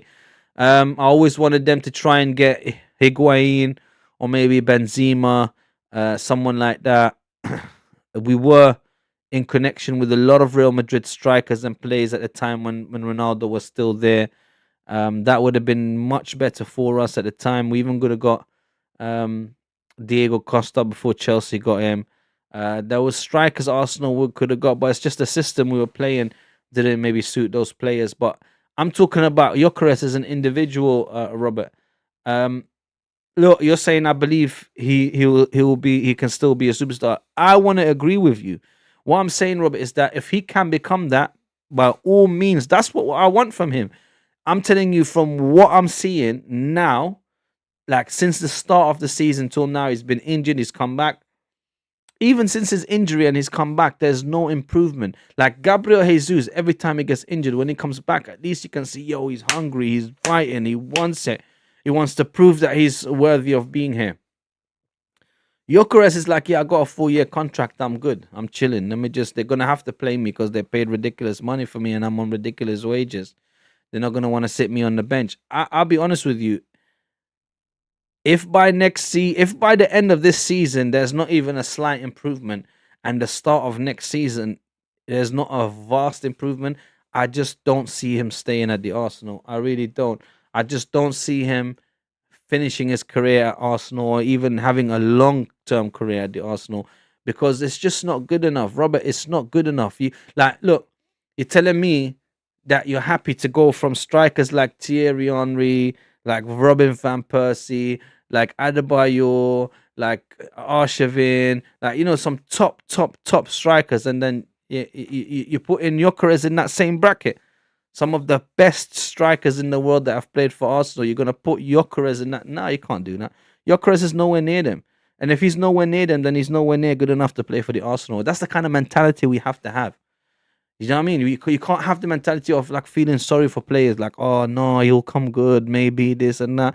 We've given him now for how long now? We're halfway through the season pretty much now. And look, he's gone off injured, he's come back and he's struggling to score goals when other people on the pitch are scoring goals. How is Mikel Merino outscoring Gyökeres? And he's not even a striker. You're telling me Mikel Merino is a better finisher than Gyökeres? Like, this is what I'm saying. Aubameyang wasn't good for the squad morale. He prevented us from maybe even getting relegated, but he was poor. Whatever he did in general, even before he came to Arsenal, just him as a footballer, I was never a fan of him. Even before coming to Arsenal, when he was at Dortmund and whatever. Even now, when he's at Marseille, don't forget Aubameyang is still playing now in the Champions League, and he's like maybe what 30. He's like Welbeck, like 36, maybe 30, and he wants to play for another year too. So he's done all right for himself. He's just a pure mercenary, and Arsenal was never really the type of team that would go and get mercenaries. It all started, I believe, with Ozil. Once Ozil came in, and then it's like Arsene Wenger was forced to start buying these mercenaries that really didn't care about the club, just needed to play in it or wanted to play in the Champions League regularly, and wanted, to get their own numbers up and whatever. But with Mikel Arteta, I feel like he's now building a team of players that all love the club, they are all fans of the club, they all want to be part of this culture, part of this plan and blueprint that Mikel Arteta has put in place. So, but listen, before the game starts, I just want to go to the bathroom quickly. So I'll be back in a couple of minutes, guys. Don't go nowhere. We'll continue this conversation when I come back. And I'm sure the game will start by then as well. So don't go nowhere. I shall be back. Ozil was absolutely fantastic, Robert. I don't know, no one's saying he wasn't. Ozil was an absolute, until this day, he was probably one of the best players to have played for the Arsenal in recent years. It's just he came at a wrong period. Um, he's an exception, definitely, but he just came at the wrong period. Had Ozil been in this team instead of Zubamendi, Jesus Christ. Right, I'll be back.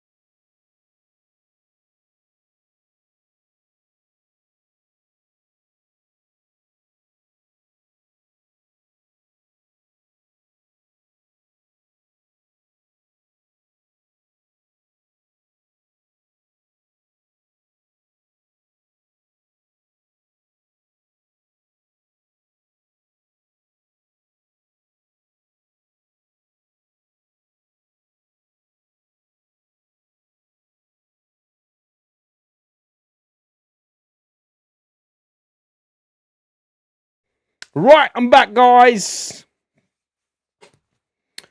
Players coming out of the tunnel as well now. Not long left for the game starts. Here we go. Perfect timing. Right. So what do you think, guys? Peakster, you said 2-1. Robert, what do you think the score is going to be? We're 1-0 up now. What do you think the final score is going to be? Do you see Arsenal going back top of the Premier League, or do you see Man City pipping us this weekend? Hopefully not. Let me not say these things because I don't want to believe them into existence.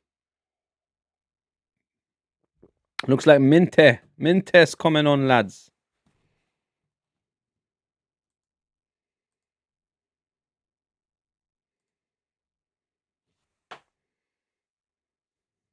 Weefer's coming on as well.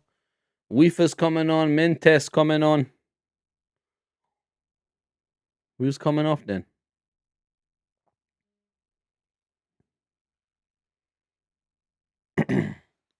Looks like the Coper's coming off for Weefer.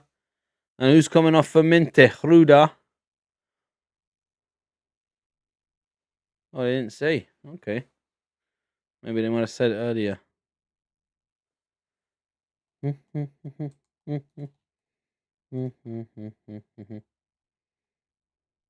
The Coper's gone off. Don't understand. They're not saying who else has gone off. Anyway, the game started.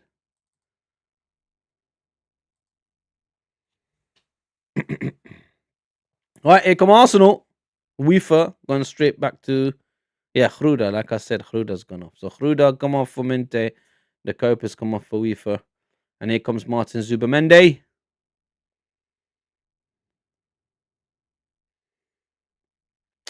Right, Brentford up 2, Bournemouth 0, Burnley 0, Everton 0, Liverpool 2, Wolves 0, West Ham 0, Fulham 0.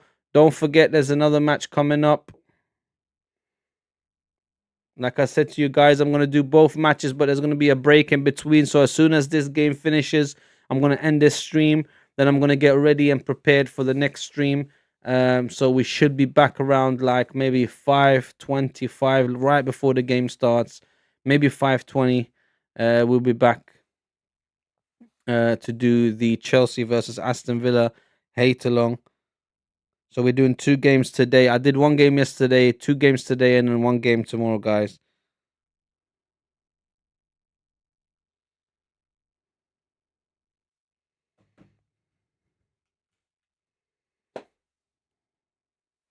Right, it's a free kick for the Arsenal. David Raya's going up, stepping up for it.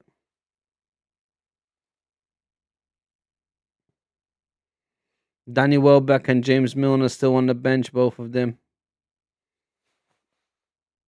Minte!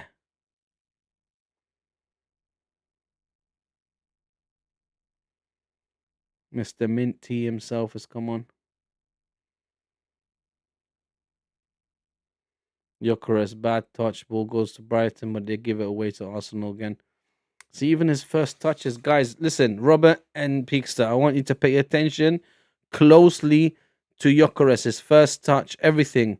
Like just now, all he had to do is control the ball, hold it up, keep it for his team, pass it along, and he couldn't. It hit his thigh and went straight up. So even his first touch is absolutely ridiculous. It's just not good enough. I might be being overcritical, but I'm starting to get very frustrated with him, guys. I'll be honest. But please keep an eye on him, and maybe you see something I don't see. Ooh, Dunk trying to play it back to his goalkeeper. Saka blocks it. It's a throw-in for Brighton. So keep your eye on him. Keep your eye on him, okay? Look where he is now. He's right there between Dunk and Van Heck. He's in between a triangle now.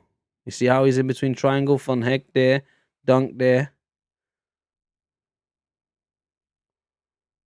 Marino plays it back to Saliba, who goes to Hicapia. Hicapia goes forward now. Then back towards Miles Lewis Skelly. Quickly plays it to Saliba. Declan Rice. Declan Rice plays a pass forward towards, looking for Saka. Can Gyökeres get this ball now? Look at him. Can he tackle this player? Can he get the ball from him? Foul. He gives a foul away, and it's a free kick for Brighton. See what I mean, guys? Pay attention to his play. Pay attention to it. Nothing is in the benefit of Arsenal. His first touch earlier gave it straight back to Brighton. Now they gives them a free kick as well. Like nothing is being beneficial for the team and helping them, let alone scoring goals, guys. You know. So here comes Minte. Minte, but Saliba grabs the ball quickly. Declan Rice now. Don't ever write Brighton off, by the way. Here comes Gyökeres. See? It's too slow. Look, Van Heck, who's not the fastest. Look, he can't even chase that ball. Van Heck, who's not even the fastest. He couldn't get the ball from away from the defenders and run off. Again, loses the ball to Brighton. Ayari now. Yasin Ayari.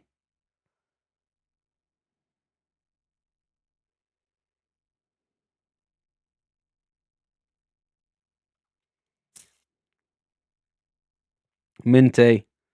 Minte on the right-hand side now. Brighton shoots, but too easy. Weaver, but too easy for David Raya. Here comes Saka now. Saka gets fouled as a free kick for the Arsenal. Robert said Brighton is very good. Brighton are good, but not as good as Arsenal, Robert. That's what I'm trying to tell you. They are good. They're a potential banana skin. They're a potential team that will make you pay for any mistake that you make. But if you play to your strength and you play to the abilities that you have, on paper, they're not better than us. They're not. If they're good, we're better. So we should be putting them away, but they're making a fight out of it because our players are allowing them to. I'm telling you, Robert. I know I'm keep on going over this, but if we had, just imagine Robert Van Persie in front of goal right now, or although he was a bit of a but Adebayor in front of goal, or a Dennis Bergkamp or a Thierry Henry, do you know this game would be over by now? I'm telling you. But we have our vocal point at the front. It's not doing nothing. The whole team is fighting, is doing everything they need to do.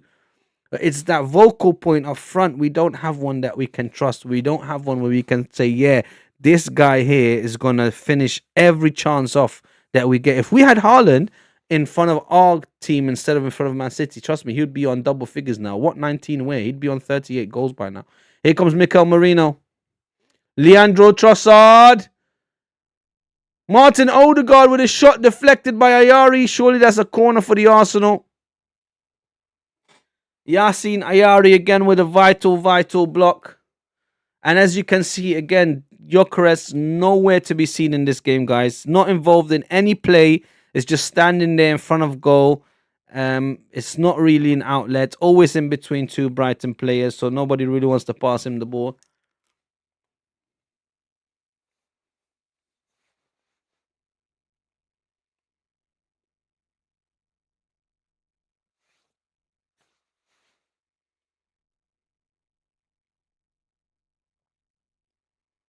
Right, Declan Rice now on the corner. On a sixpence, Deckers. Oh my God! Was that directly or no? It's an own goal. Ruta, was that an own goal? Tell me that was an own goal. Jesus, there's a goal at Liverpool as well. But Declan Rice on a sixpence from the corner. Unbelievable. Unbelievable. Declan Rice. It was Saka the other day. The own goals just keep coming for the Arsenal. And they're always from a set piece. This is incredible. This is unbelievable. This is wonderful. Who was it? I didn't see who it was, though, that scored the own goal. It was Ruta. Oh, my God. It was the striker. An absolutely wonderful goal from Ruta at the near post. That looked like it could have been going in, by the way. It really did look like it could be going in, but it's 2-0 for the Arsenal. Let me update the score quickly.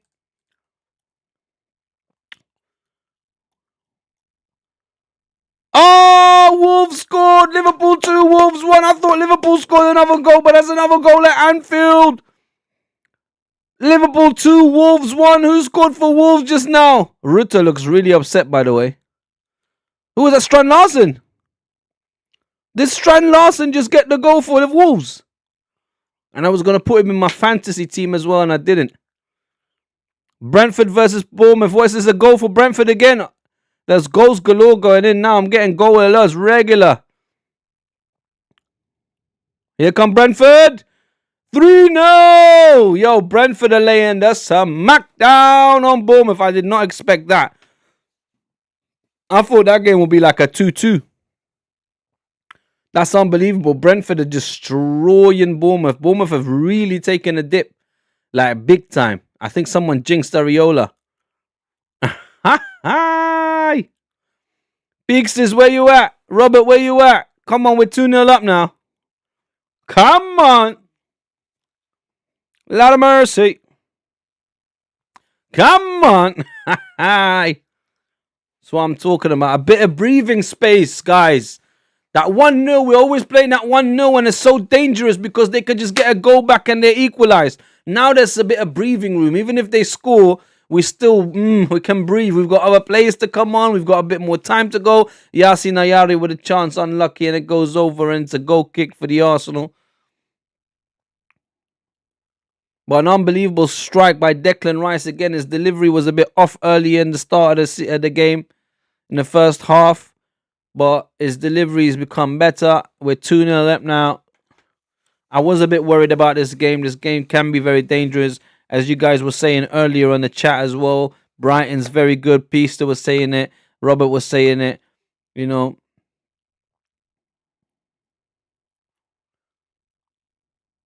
Trossard. Oh, that surely is a yellow card for Coppola. Definitely. Took out Leandro Trossard like he was nowhere to be, you know. Just took him out.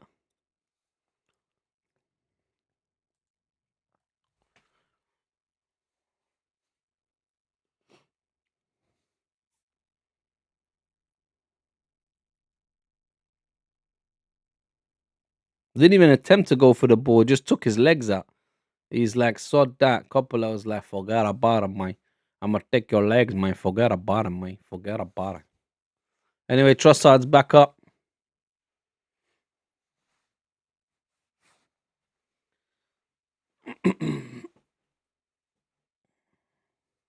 Right, it's a free kick for the Arsenal. Declan Rice, 10-man Rice. See if he can do another wonder strike. Let's see if Gyökeres can get a goal now. Let's see if he looks for Gyökeres, actually. Ball comes in. Martin Zubimendi there. But Brighton head it out. Miles Lewis-Skelly chasing it now. Miles Lewis-Skelly with the ball still. Plays it to Declan Rice, who goes forward towards Ikapié, who heads it forwards to Marino. Marino's got Ikapié with him. Trossard with him. Trossard in the box. Trossard in the box. Loses the ball. Foul. It was offside anyway. Free kick Brighton.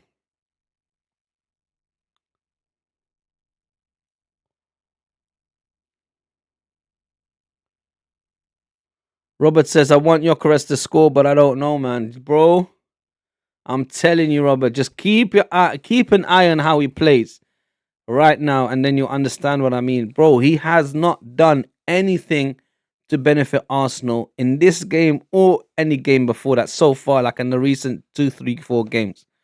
That's why I want you guys to pay close attention to everything he does, and then you know what I'm talking about, because I'm keeping a very close eye on Gyökeres. Every time he gets the ball in, every time he tries to control it, every time he tries to make a run, and everything fails across the board. It's not just with Brighton, it's every single match that he's playing. Like, he's had one good moment in like 4 matches. One good moment, which was like, I don't know who it was against, maybe Wolves or someone, where he took the ball on, went past the defender, and then got a shot off. And that was the only, and it wasn't even on target either. It kind of went across the goal, but that's the closest he got, and it's just not good enough. It's just not good enough.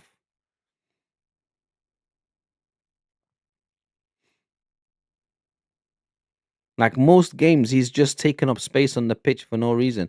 Because, look, I bet you anyone in the next 3 minutes, by the 60th minute, 65th minute, in between those minutes, he'll take Gyökeres off and he'll put on, here's Gyökeres. See, loses the ball again. What did I say? Did you just watch him now? Couldn't even hold the ball up for his team, bro. See what I'm saying? What happened there? Marino and bloody Van Heck just rolling around with each other. What the hell happened there? Look at Gyökeres now. Look. Can't go past one player. Oh my God, Van Heck and Marino. Look at that. What's going on here? My God, they were doing some MMA, some jujitsu there. What's going on? Van Heck and Marino just rolling around like they're doing. Oh, here we go. Burnley, Everton. What's happening here? Burnley on the attack. Burnley! Oh, they missed the clear-cut chance. Who was that? One of the Burnley players. He wasn't even offside either. He was onside. But I think he must have thought he was offside. My Lord. Burnley could have been 1-0 up against Everton. That would have been disastrous for Everton.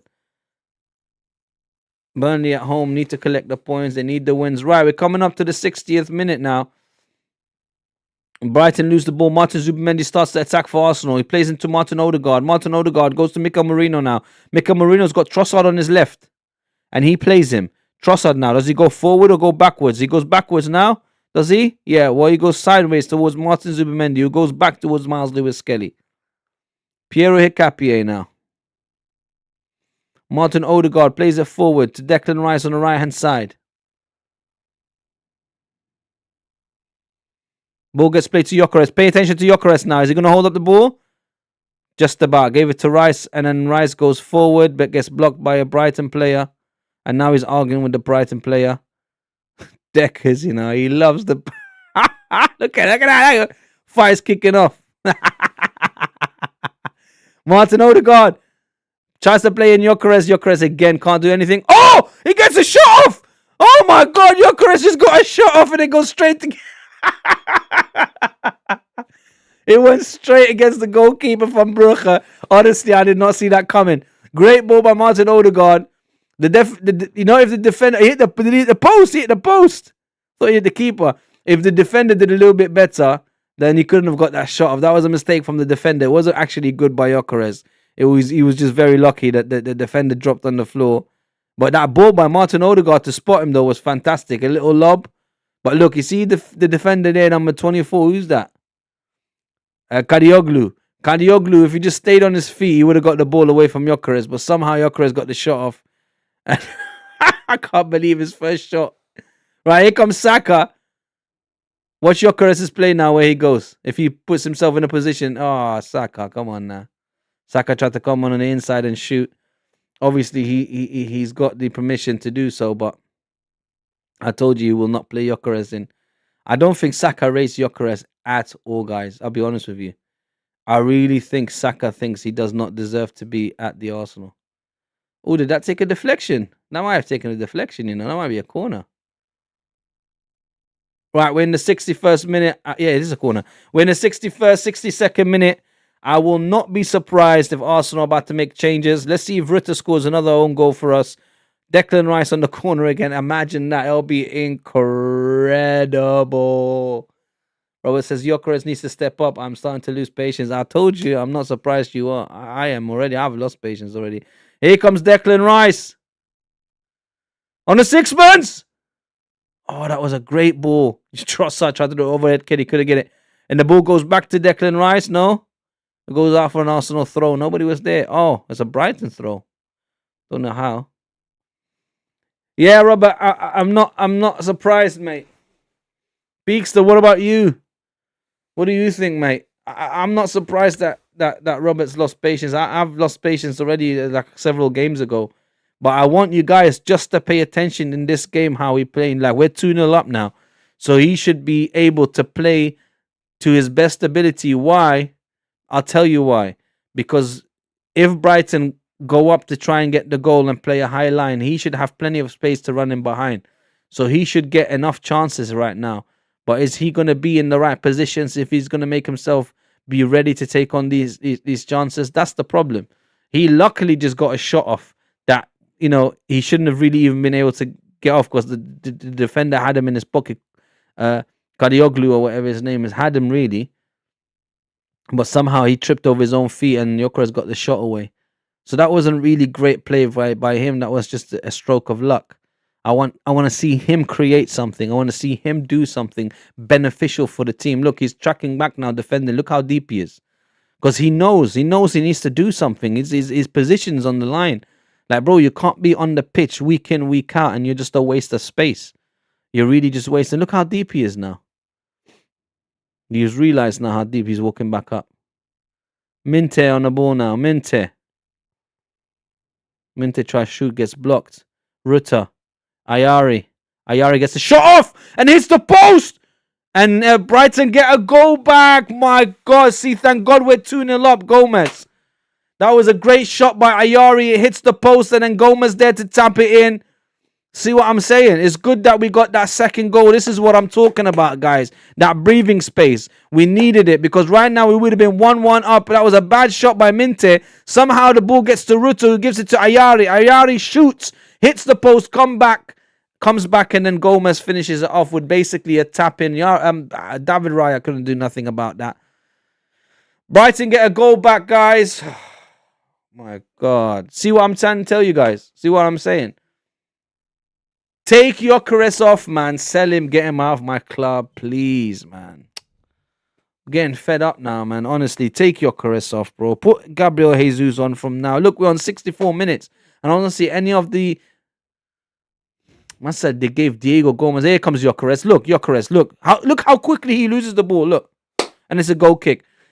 You're a waste of space. You don't deserve to be at the Arsenal, man. That's why last time when he scored that penalty and I was about to pull, I said, no, I'm not doing that anymore. I'm not even doing, even if he scores now, I'm not even doing a celebration anymore. Everton score with the... No, they didn't. Nearly a back heel like the ones Zubimendi did, but it didn't go in. It's still 0-0 at that game. Here come Brighton with Minte. Minte on the right-hand side. He's only got Lewis Skelly in front of him. Pierre Capier. Ruta tries to shoot and then Capier puts his body on the line. Brighton are going for it. They can get an equalizer here, guys. Saka helping out his defense now against Kadioglu. Dunk. Ayari. Dunk. Van Heck. Look, Brighton are going for it and Arsenal are panicking. Typical Arsenal. Deckers is going to go mad. If they don't get the 3 points in this game, Declan Rice is going to go mental.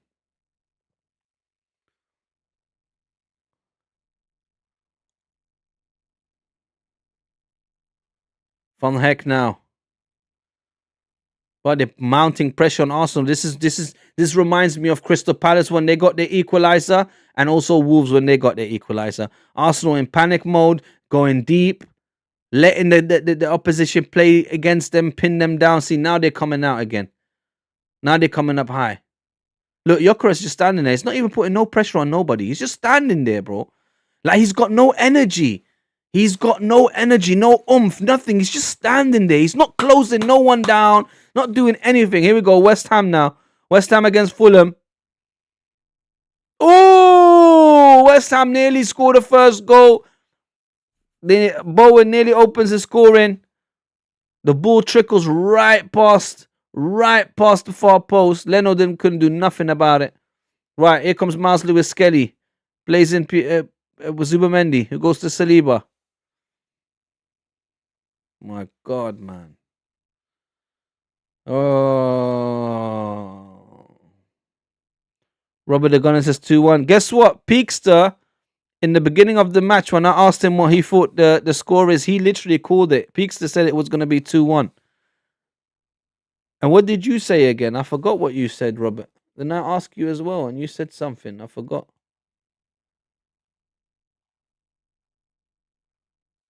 I don't remember what you said, Robert. I did ask you what you thought the score was going to be when you first came, didn't you? I don't remember, but I know Peakster said 2-1. Right, Martin Odegaard. I can't believe he hasn't made any changes yet. This is ridiculous, man.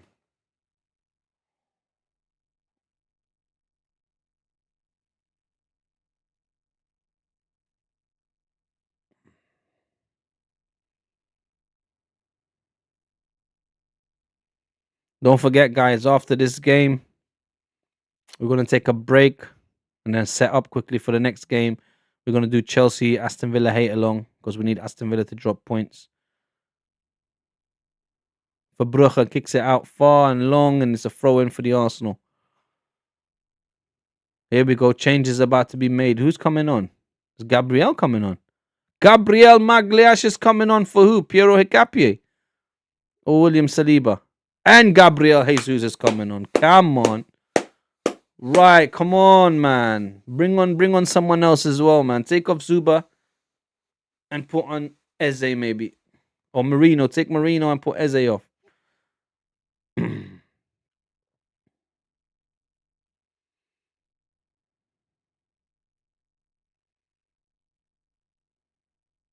He left the changes till late. Usually they would have been done earlier than that.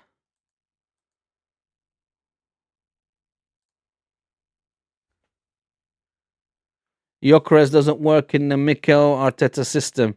Well, clearly not, man. I'll be honest. Clearly not. He needs to go to maybe like a team in Italy or somewhere. Like similar to how Højlund and McTominay went to Napoli. Maybe if he goes there, look, no pace, nothing. But Saka wanted it as well. That was a bad ball by Odegaard. But yeah, maybe you're right. Maybe just this fast paced and this kind of energy level and this kind of pace just doesn't suit him. He needs to be in a game where they play much slower, either in Spain or Italy or Portugal. That may suit him more. He's definitely not doing the business for Arsenal. He's really looking like a dud. The more I see him, and it's not just about him not scoring goals. Because look, guys, you can be a striker that's not scoring goals, but you're doing so much for your team. Your first touch, your hold up, your crossing, your press, your defending, like all of that you're doing, but the goals are just not coming for you. But then you can still see that, yeah, no, he's putting in a shift for his team. This Brer here is a waste of space. Miles Lewis-Skelly's coming off for Gabriel Magalhaes. That means Piero Hincapié is going left back, and Gabriel's going to join his regular partner of Saliba at the back. And I think he's doing that to make sure that... Oh, Gyökeres is coming off as well, thank God, man. I did tell you, I said around the 60th, 65th minute, he's taking him off on the 70th minute as to not embarrass him maybe. But Miles Lewis-Skelly's gone off and Gyökeres has come off. Gabriel Jesus and Gabriel Magalhaes have come on. So obviously Arsenal are going to put Gabriel Magalhaes and William Saliba as centre backs, and then Declan Rice as right back, and Piero Hincapié as left back. And obviously Gabriel Jesus straight swap for Gyökeres. So we have our actual number 9 now. Our number 9 wearing a number 9. And pay attention now how Gabriel Jesus plays, guys. Robert says Gabby back, or we missed him. Definitely. But pay attention now. Pay attention to how Gabriel Jesus plays now. Look at the energy. I know you're going to tell me fresh legs and whatever, but look at the energy, even the press. Gyökeres wasn't even doing that from the first minute. Look at the energy, the press, the runs he makes, where he's going to be to receive the ball, how he's going to help his teammates out. Look, he's always in open spaces, not too high up, just in case the other team makes a mistake. Look. He knows where to run into, the spaces to run into.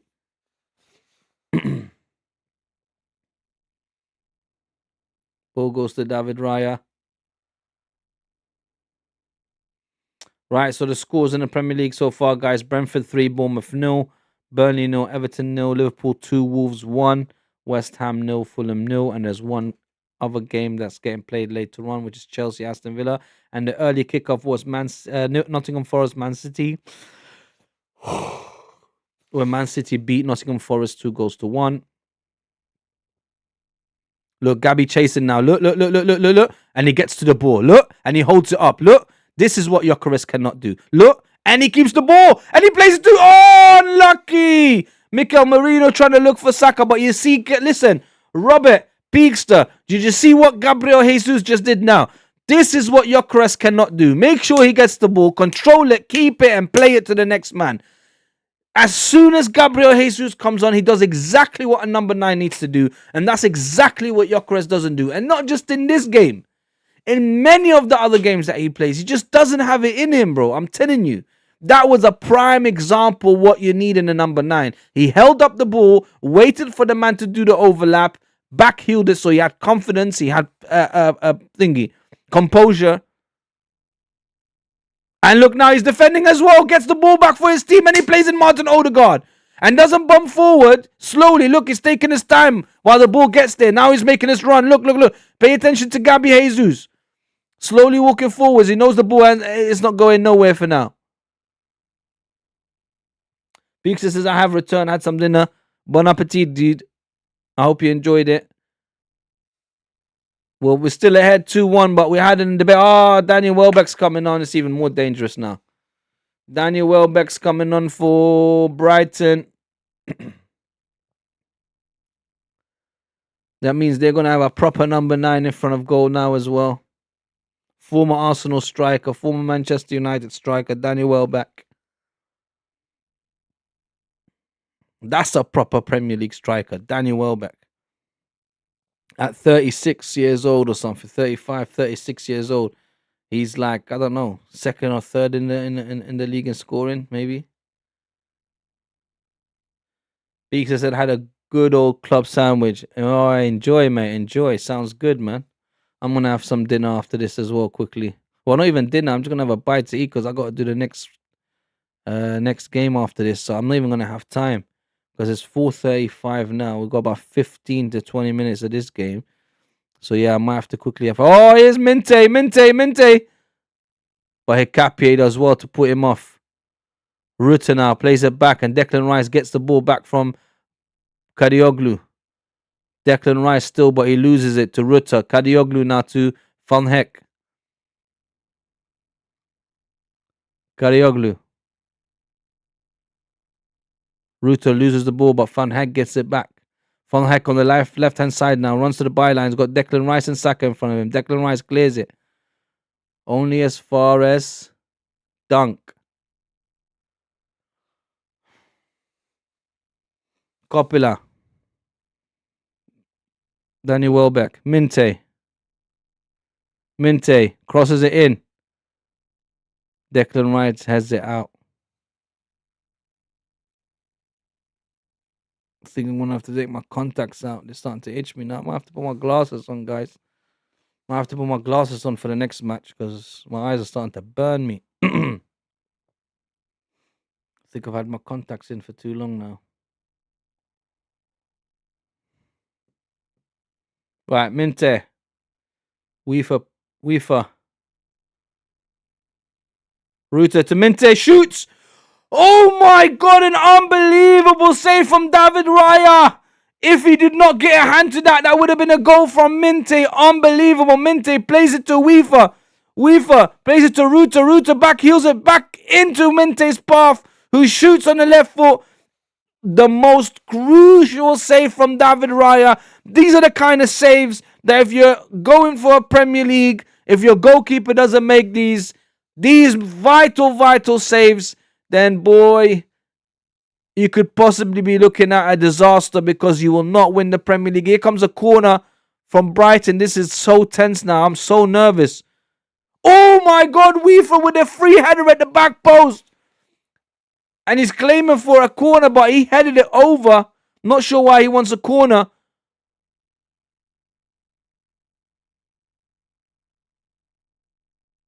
We forgot the head on it. I don't know what he's claiming, but it's a goal kick regardless.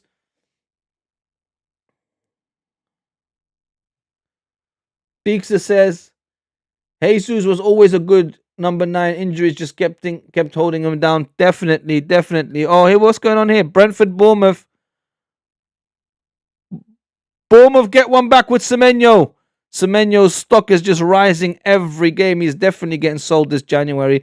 More than likely he's going to Man City, but Semenyo got a goal back. Right, Jesus is always a good number 9. Which matches are you watching tonight? So after this, Peekster, I'm going to just quickly have a break and set up for the next match because I'm doing the Chelsea versus Aston Villa game next. I think that's a 5:30 kickoff if I'm not mistaken. So as soon as this finishes, I'm going to just switch the stream off, start another stream, and I'll be back for 5:30 to watch the other game. Guess I was wrong about Raya's confidence lacking. I told you, Peekster. Raya, you are bloody incredible, says Robert. Felt like the double save he made for us against Villa last season. Definitely, yeah, felt like that. Those were important, but this was even more important. This one, if they would have got a goal back, I'm telling you, heads would have dropped, and Man City would have been ahead of us, so we would have been on equal points with Man City. Can Kepa was getting ready to warm up. Looks like he's going to sit back down. Raya's okay. They might have been worried about Raya a bit, but that was an unbelievable save from David Raya. I cannot believe it.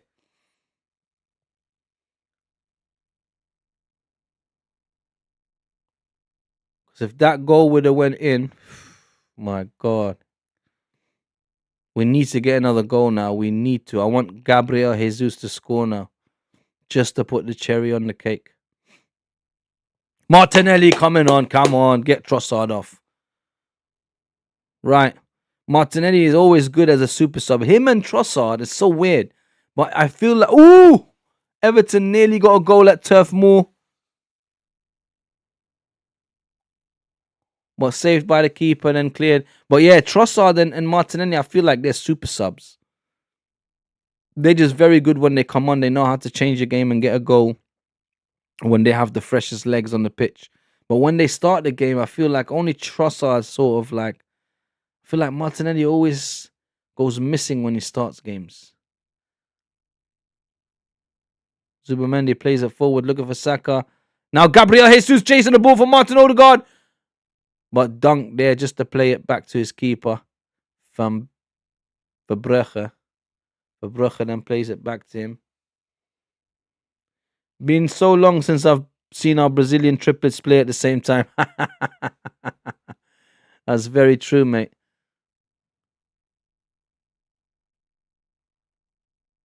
Right, here comes another Brazilian.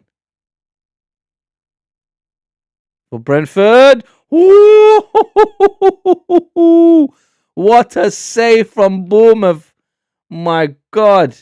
They should have been 4-1 down. But a goal line clearance from Bournemouth to save them. Right. Back to this game now. We're in the 80th, 81st minute now.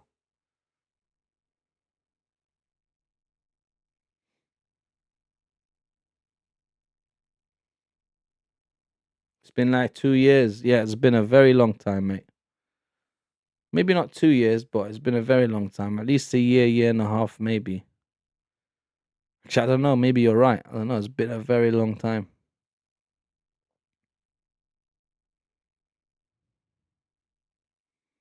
Well, guess what, Peakster? Your scoreline looks like you predicted the correct scoreline. As long as we don't concede another goal. It looks like you've got the... I did say to you, that's a good shout. I just didn't want us to concede. I wanted us to win 3-0 and Gyökeres to get on the score sheet. But that's it, man. I have no hope for that Bray anymore. This game showed me that he's just not the one.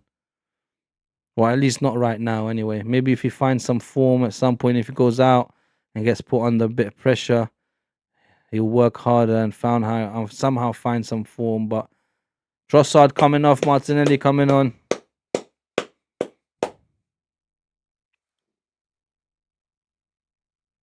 He hasn't done too bad, Trossard. I'll be honest, he did all right. You just want more from them. You want them to try and create more chances, to get more shots on target. So I feel like Arsenal just don't shoot enough outside the box. And I feel like Saka is the only one that's trying to do that, to come inside and take a shot. But everyone else, maybe Odegaard as well, and that's how he got his goal. But everyone else needs to try and take more shots, especially Trossard, all the attacking players. They need to try and get more shots off. Right, Mikel Merino. And Mikel Merino's got a good shot on him as well. He's had a pretty decent game. Martinelli now. Here comes Martinelli. Runs to the byline. Martinelli with his first touch. Ooh, he tried to play it into Mikel Merino again. Couldn't get it to him now. Zubamendi. Plays it forward to Capier. Zubamendi again. Zubamendi now. So you're going to cross it. He crosses it. Gabriel Jesus! Oh, he chested and then shot, but it gets deflected and goes into the keeper's hand. Unlucky though. But I seen it. Gabriel Jesus chested it and then tried to shoot it on the volley. Unlucky. Was nearly there. Martinelli closing down. See what I'm saying? That's what you need to do. Put pressure on them. There you go. Declan Rice now. That all started from the pressure. Martinelli put on. Declan Rice shoots. And it gets blocked by Van Heck and it's a corner for the Arsenal. But it all started from the pressure and the press that Martinelli put on the keeper. Made him make a mistake. Played the wrong ball. Declan Rice gets it. From that we get a corner. This is what I mean. This is what you want your attackers to do. Put pressure on the opposition. Gyökeres didn't do none of that. He didn't put one player or goalkeeper under pressure at any point during the game, man. Not from the first whistle, not until he went off. And then look at Martinelli and Gabriel Jesus. As soon as they come on, they're putting the keeper under pressure, the defenders under pressure, they're creating chances. Look, there's another corner for the Arsenal. This is another goal, surely. From Brugge pushing. Gabriel, I want Gabriel's first game back to score a goal. Set piece again. Ole, ole. Oh, back post. Gabriel Jesus. Puts the ball back in. Declan Rice heads it in. Gabriel, but it goes straight to Verbrugge.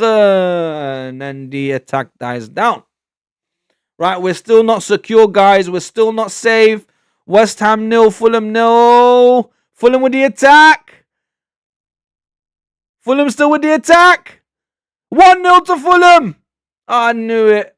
West Ham's bubbles are bursting. West Ham's hearts are breaking. At home, at the London Olympic Stadium, it looks like West Ham might be going down because Fulham have just scored a goal. So it's West Ham 0, Fulham 1. Here come Arsenal. Oh my God, Martinelli right in front of goal. How did you miss that, son? But it's getting better. You see now, we're creating chance after chance after chance. We need to stop playing Gyökeres. Martinelli unlucky, just inches away from going in goal. Right over the crossbar.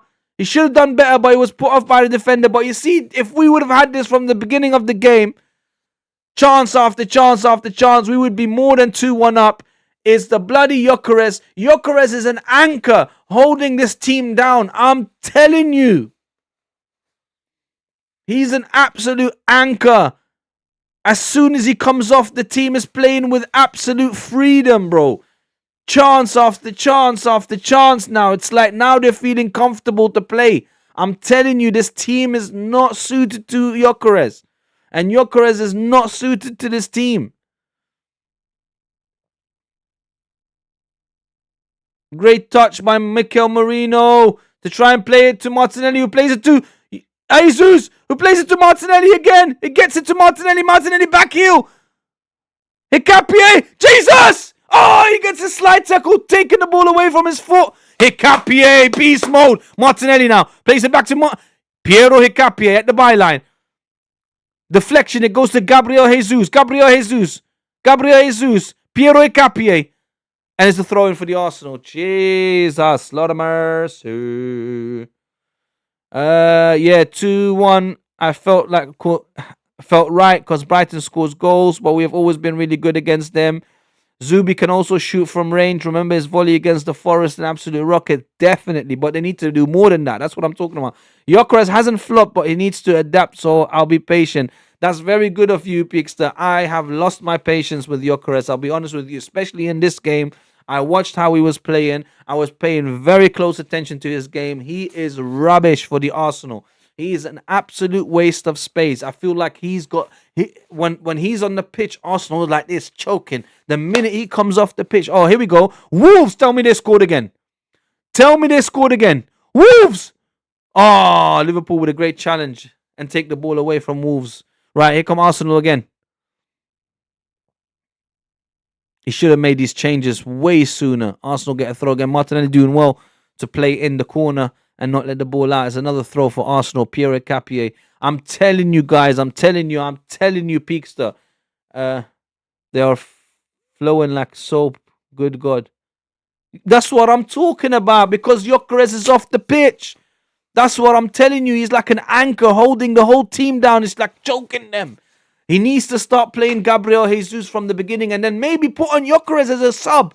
And maybe when he comes on as a sub and he's a super sub and he's fresh legs, he can get a goal and then he can get another goal and his confidence goes up and then he can become a good player and work out like that. As a starter, it's not working out for him. Gyökeres cannot start Arsenal games anymore. He needs to come off the bench and see how good he is. Because Gabriel Jesus deserves to start now. I'm sorry. Arsenal just keeping the ball in the corner.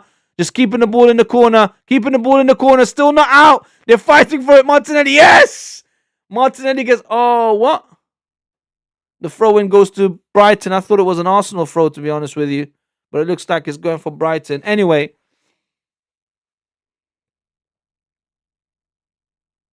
What's happened here? Minte and Ikapie must be fighting each other because the referee said, I'm watching you, stop it. Right, here we go. What's happened at the Brentford-Bournemouth game? Brentford coming, attacking, shot from outside the box. Ooh, hits the post. Oh, and they miss an open goal. Oh my God, was that Lewis Potter?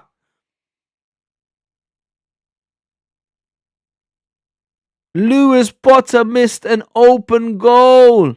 He should have left it for his number 9 to finish. Instead, he went for it, but he missed it. Oh my God. Right, Hicapie with the throw now.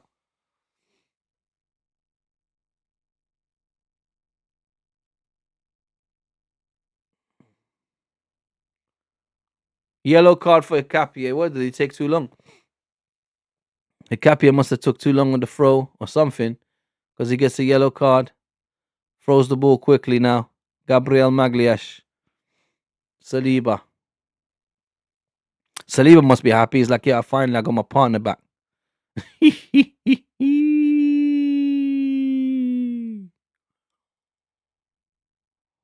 Ah, not now, man. You don't do this to me now.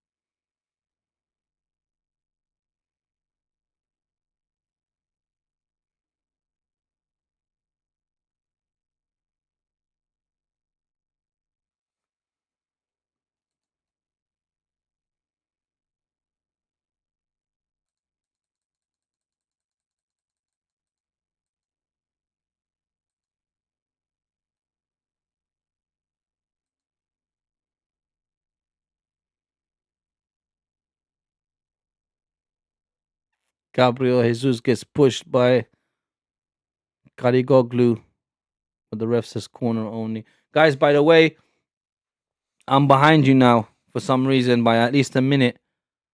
So don't spoil anything for me because I'm not sure why I've fallen behind. But I'm on 90 and a half minutes.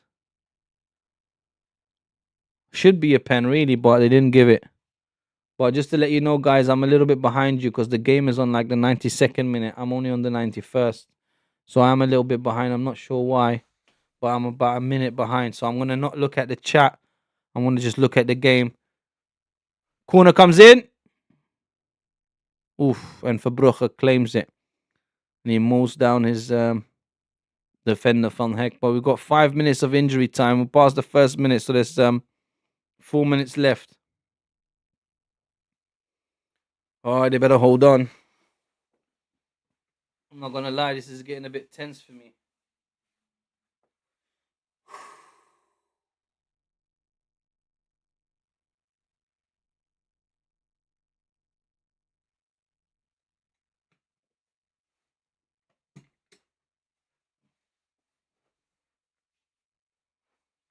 Martinelli with a great tackle.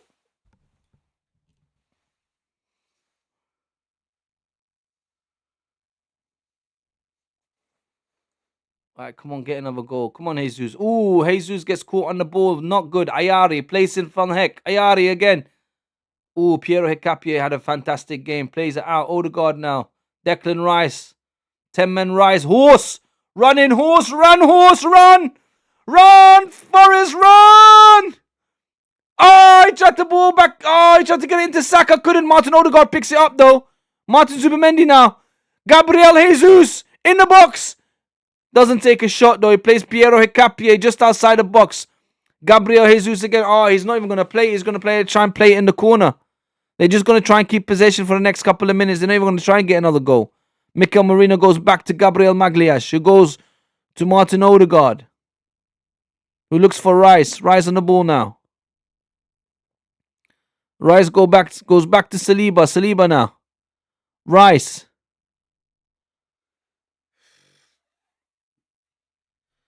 Right, ball goes all the way back to David Raya.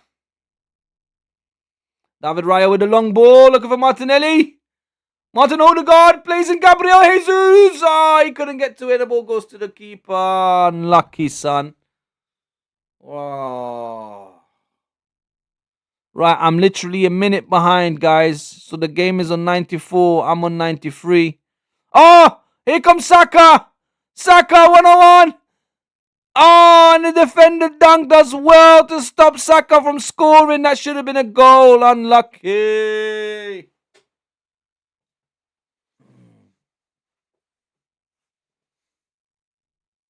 Oh, was it offside? No, it can't be offside because he played it in his own half. Saka should have come back inside. That was... He couldn't keep his composure, but it was a great run from him, though. All he had to do is come back inside instead of shoot. Because Dunk saw him getting ready to shoot, so he knew how to time his tackle and get that ball away from him. I feel sorry for Noni Madueke and Eze not getting a chance to come on the pitch. There's Urian Timber. Thinking, oh my God, Declan Rice done all right at right back. Right, throw him for the Arsenal.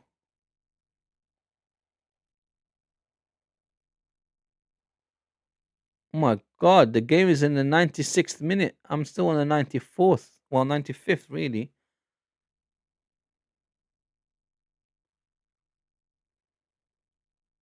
Let me not look at that because I don't want to look at that and then...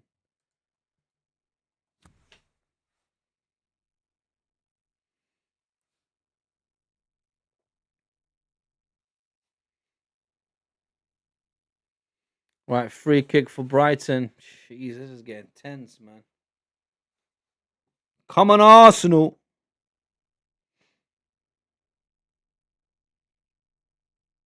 Don't throw it away, Sam.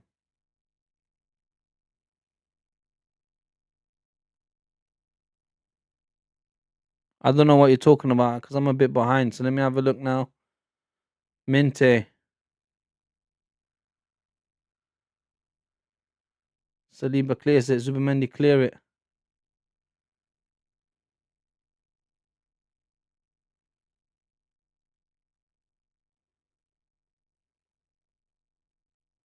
Surely he's going to blow the whistle now.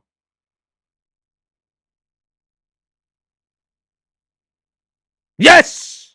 Yes! We did it! We did it! Finally, Arsenal 2, Brighton Albion Hove 1. We got the 3 points. We stay ahead of Man City. Well done, Mikel Merino. Well done, Arsenal. Well done, everyone. Listen, guys, I got to go quickly because I got to set up for the next game. I don't know, Peakster, Robert, thank you for joining me. Are you going to be there for the next match? I'm doing Chelsea, Aston Villa, so I got to lock this off quickly. I can't stay with you guys. I got to set up for the next match. So if you're going to be there, still ahead, yes, definitely. If you're going to come, I'm going to be there in the next game in half an hour. Chelsea versus Aston Villa, guys. If you are watching it, stay with me. I'll be back. Other than that, I need to set up now, guys. So I'm going to close this stream. I'm going to start another stream next. So I'll see you guys soon, okay? If you're going to be there with me, I'll see you. If not, Peakster, Robert, if I don't see you in the next stream or the next coming streams in the middle of the week, have a happy new year. Merry Christmas to all of you, to your loved ones. Fröhliche Kerstfeestjes or Feesten, and enjoy your holidays and enjoy the new year. But I'm sure I'll see you before then. If not, happy new year. But I got to go get ready for the next